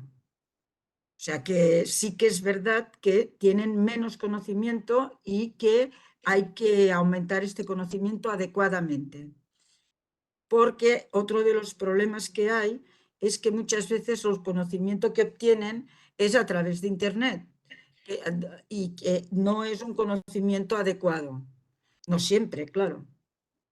Entonces estamos en otro reto, que es de dónde tienen los jóvenes la información. Entonces, o nos ponemos o facilitamos que lleguen a la información veraz, verdadera, adecuada. Tenemos que facilitar, este es otro de los retos que tenemos. Obrigado. Muy interesante la pregunta. Temos aqui outra pergunta. João Pedro Marquês, para todos. Bom dia. Quais os locais e equipas para o tratamento ou consultas de especialidade médica de chemsex e suas comorbilidades, e como é a experiência da procura dos pacientes pelo tratamento, suas fragilidades, sintomas e abordagem farmacológica y psicoterapéutica más eficaz? Bueno, uno de los problemas es dónde. En primer lugar, este es uno de los problemas porque, al menos lo que nosotros estamos observando, es que en la red habitual de atención a adicciones, los pacientes de chemsex no suelen llegar, no vienen a los centros habituales de tratamiento de las adicciones. Entonces tenemos que hacer o bien acercarnos allá donde ellos van, o sea, si ellos van a lugares concretos, nos acercamos como equipo terapéutico a donde ellos van, porque ellos no vienen a los centros de adicciones o les cuesta mucho más llegar. O hacemos horarios independientes para que lleguen porque se sienten como totalmente desplazados respecto a los pacientes habituales en los centros de adicciones. O sea, esto es una pregunta clave porque no suelen llegar a los centros de la red habitual de adicciones. Entonces, una vez conseguimos estar con ellos, una vez estamos con ellos, el tratamiento es específicamente pues, el tratamiento que podemos aplicar de reducción de daños y para evitar que hagan infecciones y evitar sobredosis y evitar más riesgos importantes cuando están pues 48 horas consumiendo. Y el tratamiento, en principio, pues adecuado depende de lo que están consumiendo. Pero es un tratamiento complicado y si hay una patología psiquiátrica, pues tratarlo todo a la vez. Es complicado porque es de difícil acceso y es más fácil acceder a los sitios que ellos van habitualmente. O sea, ellos en Barcelona, por ejemplo, hay tres centros a los que se suelen reunir ellos como personas LGTBI y donde ellos tienen más confianza para ir a ser atendidos y es allá donde nos desplazamos desde los centros de adicciones para atenderlos. Esto es otro cambio importante, que lo importante es el paciente. Y entonces esto también nos tiene que ver que tenemos que movilizarnos. En este sentido, a veces también podemos utilizar el tratamiento online, en el sentido de poder estar con el paciente online sin que el paciente tenga que desplazarse y poder ir ayudando progresivamente. No es fácil y es todavía un reto. Es un reto, pero tenemos que adaptarnos. O sea, adaptarnos al perfil del paciente. No pensar que el paciente se va a adaptar sistemáticamente a lo que nosotros ofrecemos. Y este es otro de los retos del sistema de atención. No solamente el tipo de pacientes, sino también a veces cómo vamos a poder atenderlos. Y en este sentido sí que es cierto que muchos de estos pacientes aceptan mucho mejor la atención online que otros. Eu talvez possa completar a resposta da professora Marta Torrent.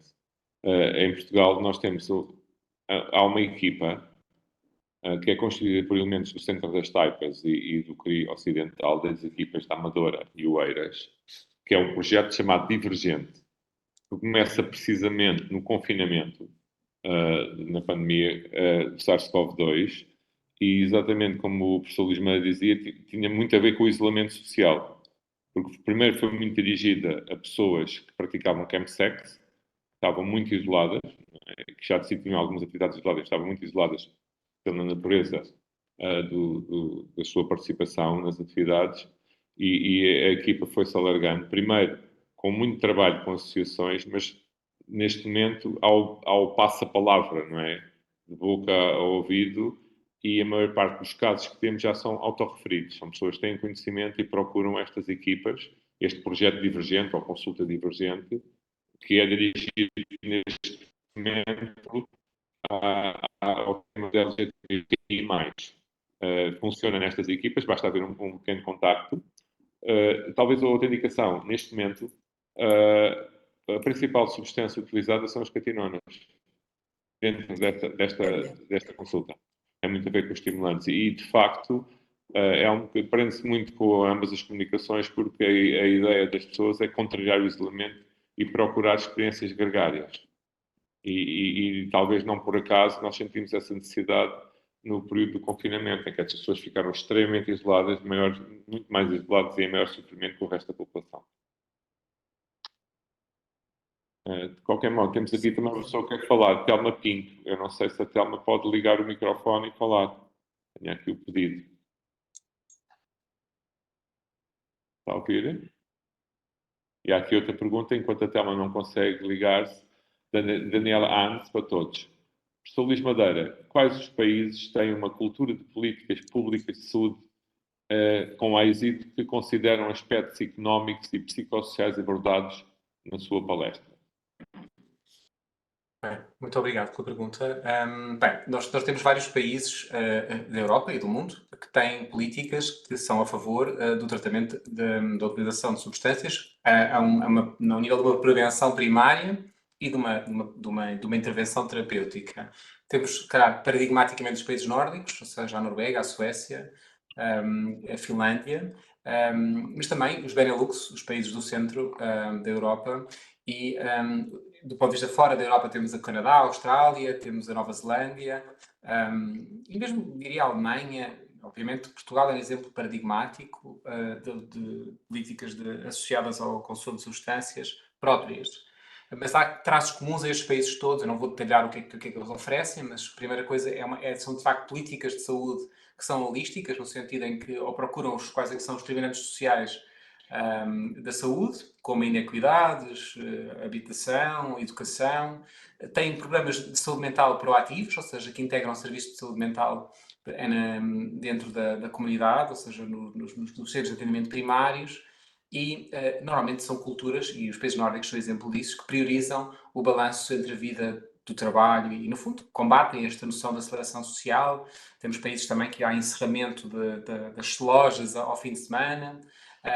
São países também que têm se esforçado por ter estratégias de suporte comunitário, de inclusividade e, no fundo, que estão a tentar intervir nestes fatores primários que estamos a discutir aqui e que podem, em si, determinar aumento e agravamento de consumos.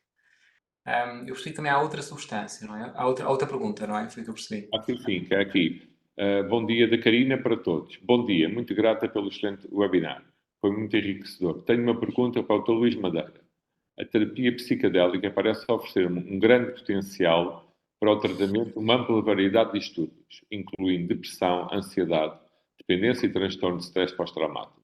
Apesar do uso de psicadélicos não estar associado a um desenvolvimento de dependência, não haverá possibilidade do paciente, ao submeter-se a este tratamento, quando continuado, poder ficar viciado nos psicadélicos? Sim. Bem, isto é um tema bastante interessante e acho que é importante clarificar esta noção de uso e abuso e dependência, não é? Ou seja, para começar, qualquer pessoa que tenha tido uma experiência com a utilização de psicodélicos considerou ser eficaz para a redução dos seus sintomas, em contexto médico, corre sempre o risco de tentar repetir em sessões futuras com este médico, com outro médico ou noutro contexto, e há um risco do ponto de vista social de garantir que a utilização médica é balizada por uma necessidade e que há uma informação entre todas as clínicas que isto está em questão a aplicar, para que não haja repetição destas intervenções que não tenham interesse ou validade do ponto de vista médico. Pode haver uma interpretação errada desta experiência de cura que leva o sujeito a querer repetir a mesma experiência. Agora, temos de facto risco de dependência física e o risco de dependência física é muito baixo, ou seja, está estudado para a maior parte dos psicodélicos clássicos, mesmo para os empatogénicos, que o risco de dependência é menor relativamente às vias de recompensa no cérebro em relação aos opioides e outros estimulantes. E os psicodélicos desencadeiam tolerância muito rapidamente, o que limita a sua utilização frequente e diminui o risco de exposição em curtos períodos. A dependência física não é muito frequente, mas a dependência psicológica é muito, muito frequente. Ou seja, a possibilidade de depender desta experiência psicológica para lidar com certos sintomas, a utilização instrumental, e a procura de uma experiência particular, ou seja, replicar uma experiência de transformação ou euforizante fora do contexto da intervenção terapêutica estruturada.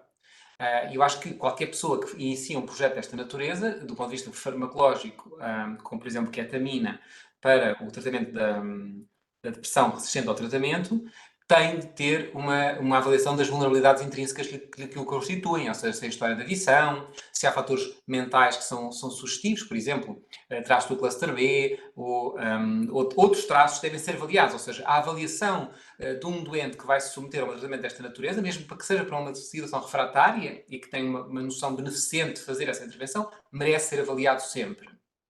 E estes processos merecem também ter um processo de integração, ou seja, de haver um processo psicoterapêutico posterior que permita avaliar isto.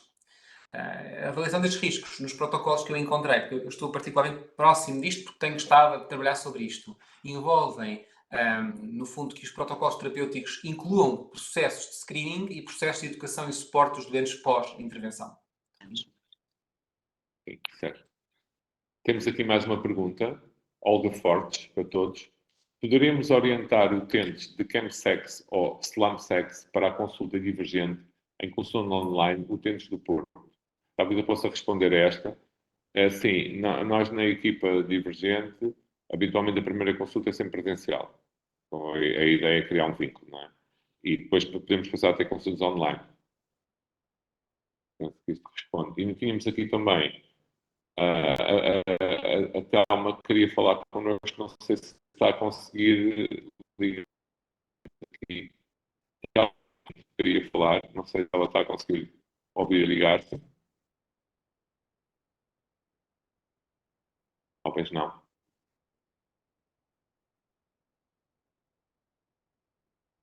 Talvez a Thelma possa pôr por escrito, se nos está a ouvir, no chat. E mais um comentário, Carlos Spencer. Acho que já consegui. Ótimo. Já me ouvem?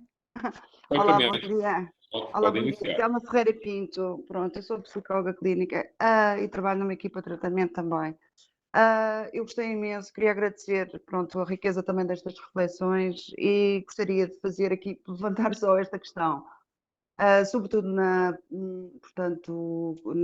quando foi a doutora Marta Torrens a falar e sobre, portanto, a questão destes consumos todos de estimulantes estarem sempre a par, pronto, do consumo de álcool. E eu penso, e gostaria de pôr isto para a mesa, se não se mantém ainda, e também pelo número de pacientes nossos que consomem álcool e já vão tendo sempre muito comprometimento, se não continua a haver uma minimização também deste tipo de consumos e um bocadinho a explicação à população dos riscos que incorrem nos consumos de álcool e, portanto, e também às vezes uma maior implicação também em termos de prevenção.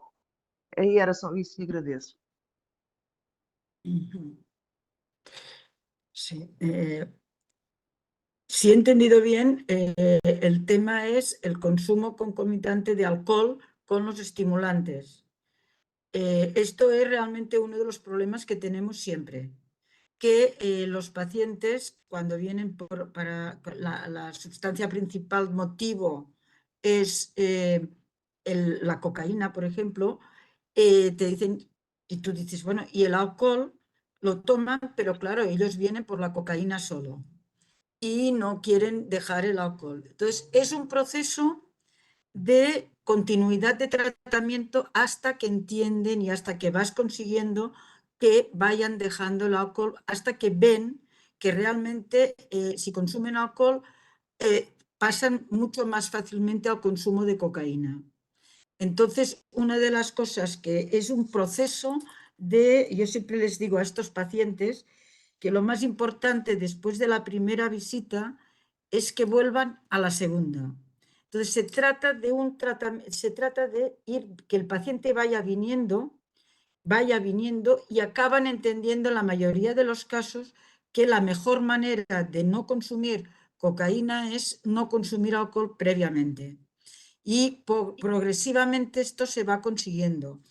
Es verdad que a veces sí aceptan el tratamiento también para el alcohol, y en este sentido el antabús estaría bien para los dos, para el alcohol y disminuiría el consumo de cocaína, y hay algunos que nos podrían ayudar.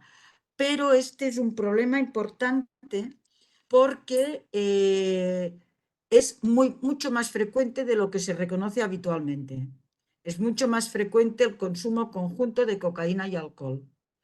Y es un problema que hay que ir. Y además el agravante es que el consumo conjunto da lugar a un nuevo metabolito, que es el cocaetileno, que todavía es más tóxico que la cocaína sola o que el alcohol solo, y que aumenta la posibilidad de problemas cardíacos en la intoxicación.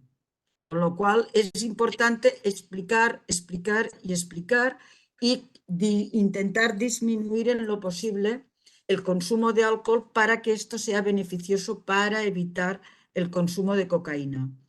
Pero no hay un tratamiento conjunto para los dos en este momento. Certo. Há aqui mais uma pergunta de Karina, para a doutora Marta. A pergunta é, em termos de prevenção, o que considera que poderia ser feito para evitar a passagem de consumo não problemático para o consumo problemático?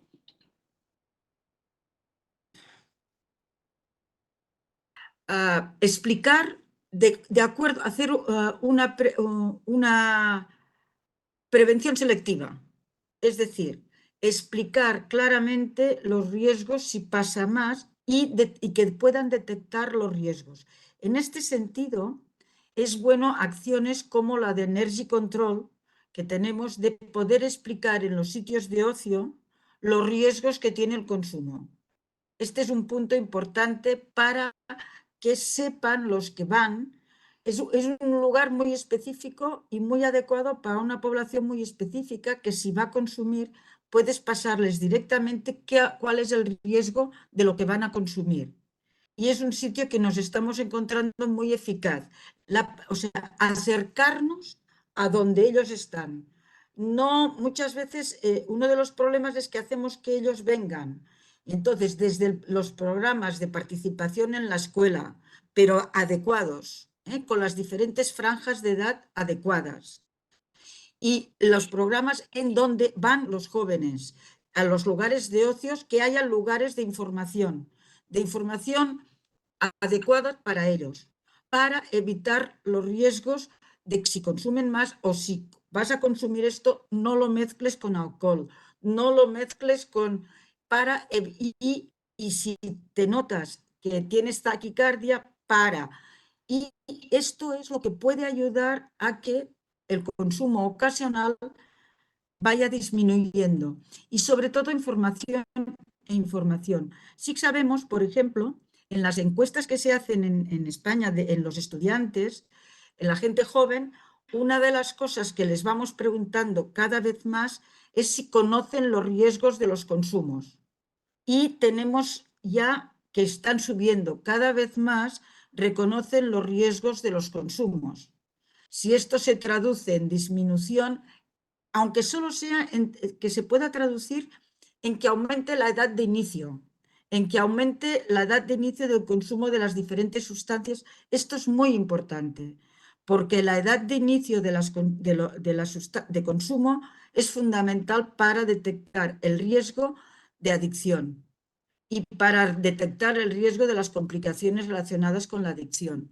Es muy importante alargar en lo posible la edad de inicio y entonces preguntar si están informados de los riesgos.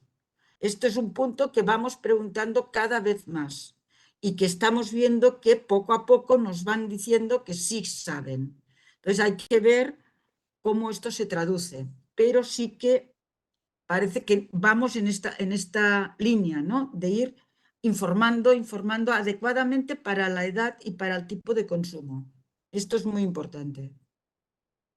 Se posso intervir, vou Claro, meter sim. num sítio onde não sou chamado, mas o exemplo do tabaco que eu dizia há bocadinho teve um elemento que eu acho que foi muito importante, que é as pessoas foram informadas de que o seu ato de fumar tabaco afetava os outros fumavam também.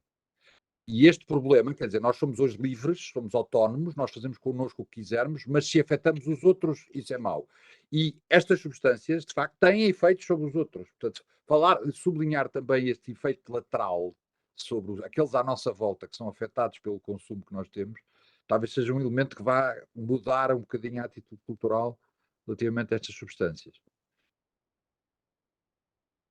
Sim, eu concordo com o professor, porque penso assim, nós quando tínhamos o tratamento das substâncias clássicas, não é? Tipo heroína, que não é nem de perto nem de longe a mais consumida na União Europeia, embora seja bastante problemática, não é? Está muito associado entre os consumidores a necessidade de procura de ajuda quando há consequências físicas importantes, nomeadamente assim de privação. Com estes consumos ditos recreativos ou ocasionais ou de risco, com os quais algumas pessoas aparentemente convivem durante algum tempo, não há tanto essa percepção do risco. E, portanto, o nosso trabalho é muito na prevenção, como foi dito, não é? E o objetivo da prevenção é evitar o consumo, ou pelo menos atrasar a idade de consumo, ou pelo menos fazer que o consumo seja de uma forma menos lesiva. Portanto, é como se fosse uma escala, não é? Aqui a prevenção cruza-se muito com as atitudes de redução de riscos. E com estas novas substâncias, comportamentos e novos consumos, de facto, a nossa maior arma neste momento é a prevenção. E, infelizmente, muitas vezes, os meios que os governos têm para a prevenção são finitos, não é? E são muitas vezes escassos, não é? No caso do álcool, é claramente assumido pela União Europeia e pela Organização Mundial da Saúde que os meios ao dispor para o tratamento e a prevenção, não é? São muito inferiores aos meios que são cobrados em impostos. Ou vice-versa, perdão, enganei-me. O que nós recebemos em impostos não chega para pagar o tratamento e a prevenção.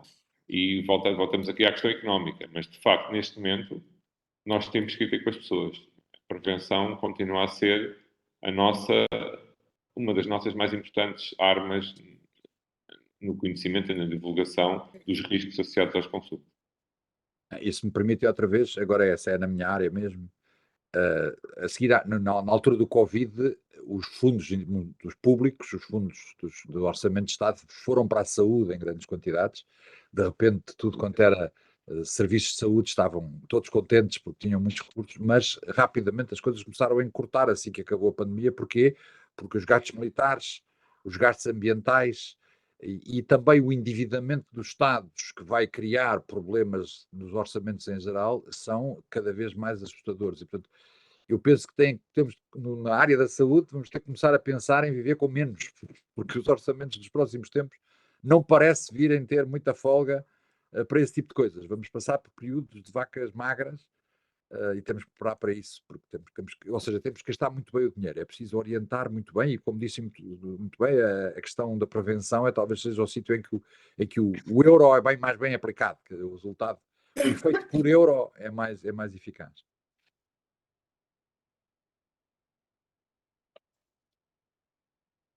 Nós claramente fizemos, há aqui imensas comunicações de agradecimento, parabéns pelo tema do interesse e, sobretudo, estou a dizer que isto suscita questões internas que merecem reflexão.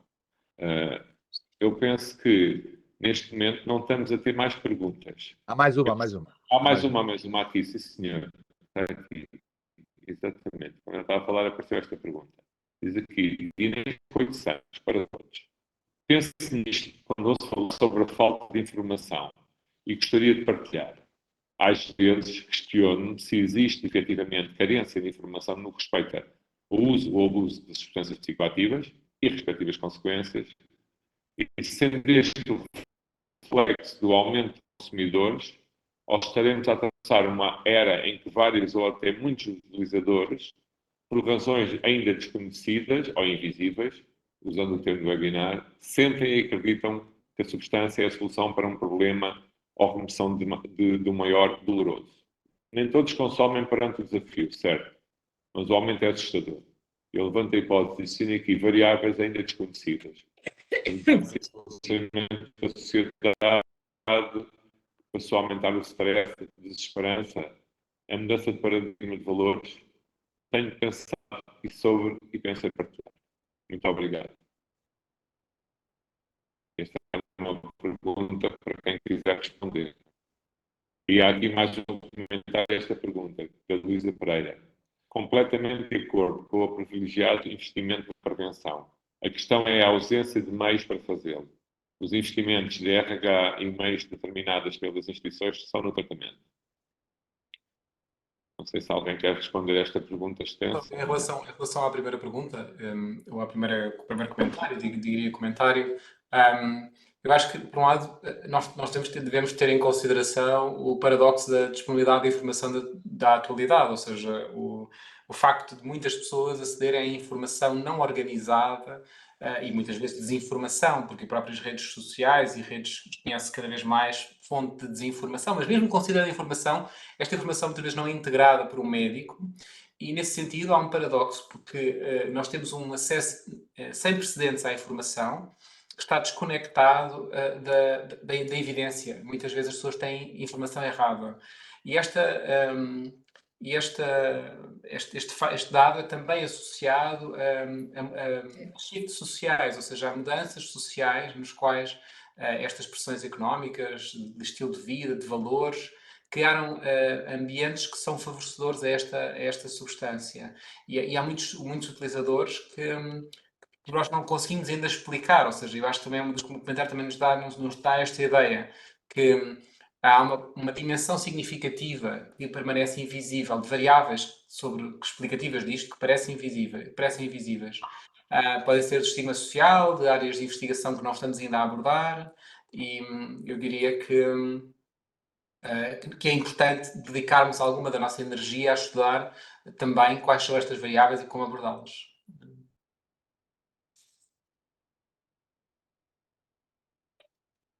Obrigado. Deixa-me ver se há aqui mais alguma coisa. Há aqui um comentário. Parabéns, muito interessante. Sim. Pronto, eu penso... Eu estava há pouco a dizer, e entrando aqui mais uma pergunta e confirmo a mim mesmo, se jeito de comentário final, ou até mesmo em questão, não é? Se os dois oradores se lhes levanta alguma questão e querem pôr alguma questão, possa ser passado ao auditório ou ao nosso moderador. Eu acho que estamos aqui a ter, de facto, como disse o pessoal, dar muita informação, não é? Nós temos agora um excesso de já da informação e estamos a perder o efeito de praça pública, de ver o contraditório ali ao lado. E isso pode causar alguma confusão. É um problema do webinar. Ao vivo é mais fácil. Ao vivo. Isto foi... De qualquer modo, eu se calhar fazia assim, como nós não temos mais perguntas, se calhar convidava o professor César das Neves a fazer o encerramento da sessão, não é? E, mais uma vez, agradecendo a participação do auditório e das perguntas que fizeram e das respostas que os oradores foram dando. Muito bem, para encerrar, a única coisa que tenho que fazer é agradecer, de facto, foi uma sessão excelente, com muitos pontos de vista e muitos elementos trazidos pelas duas intervenções e também pelas perguntas que vieram e as respostas correspondentes. Portanto, acho que o trabalho está bem clarificado, aprendemos muito esta manhã, foi uma manhã muito importante, é bom que continuem, portanto eu queria incentivar o Centro das Taipas para fazer mais coisas destas. Parece ter sido uma coisa que teve grande popularidade, não só no número de pessoas, mas também nas manifestações de interesse no chat. E, sobretudo, agradecer muito aos dois oradores que tiveram muito trabalho a preparar. Houve aqui muita investigação prévia, isto são anos e anos de trabalho que se tiveram condensadas nestes minutos e são excelentes perspectivas. E agora vamos todos pensar para casa, acho que é isso que vamos fazer. Cada um no seu sítio, com as suas tarefas, nos centros de tratamento, nas escolas, nos vários sítios onde estamos e, sobretudo, nas nossas casas, nas nossas famílias, com as pessoas que conhecemos, porque este problema, como diz o relatório que citei há bocadinho, está em todo o lado e, portanto, todos nós temos que viver com ele diariamente. Portanto, agradecia muito o convite, agradecia muito as duas participações, a vantagem que nos deram, e penso que encerramos por aqui. Acho que foram 2 horas muito bem passadas. Muito obrigado. Muito obrigado a todos. Muito obrigado. Obrigada, muito obrigada. Estávamos a encerrar. Muito obrigado.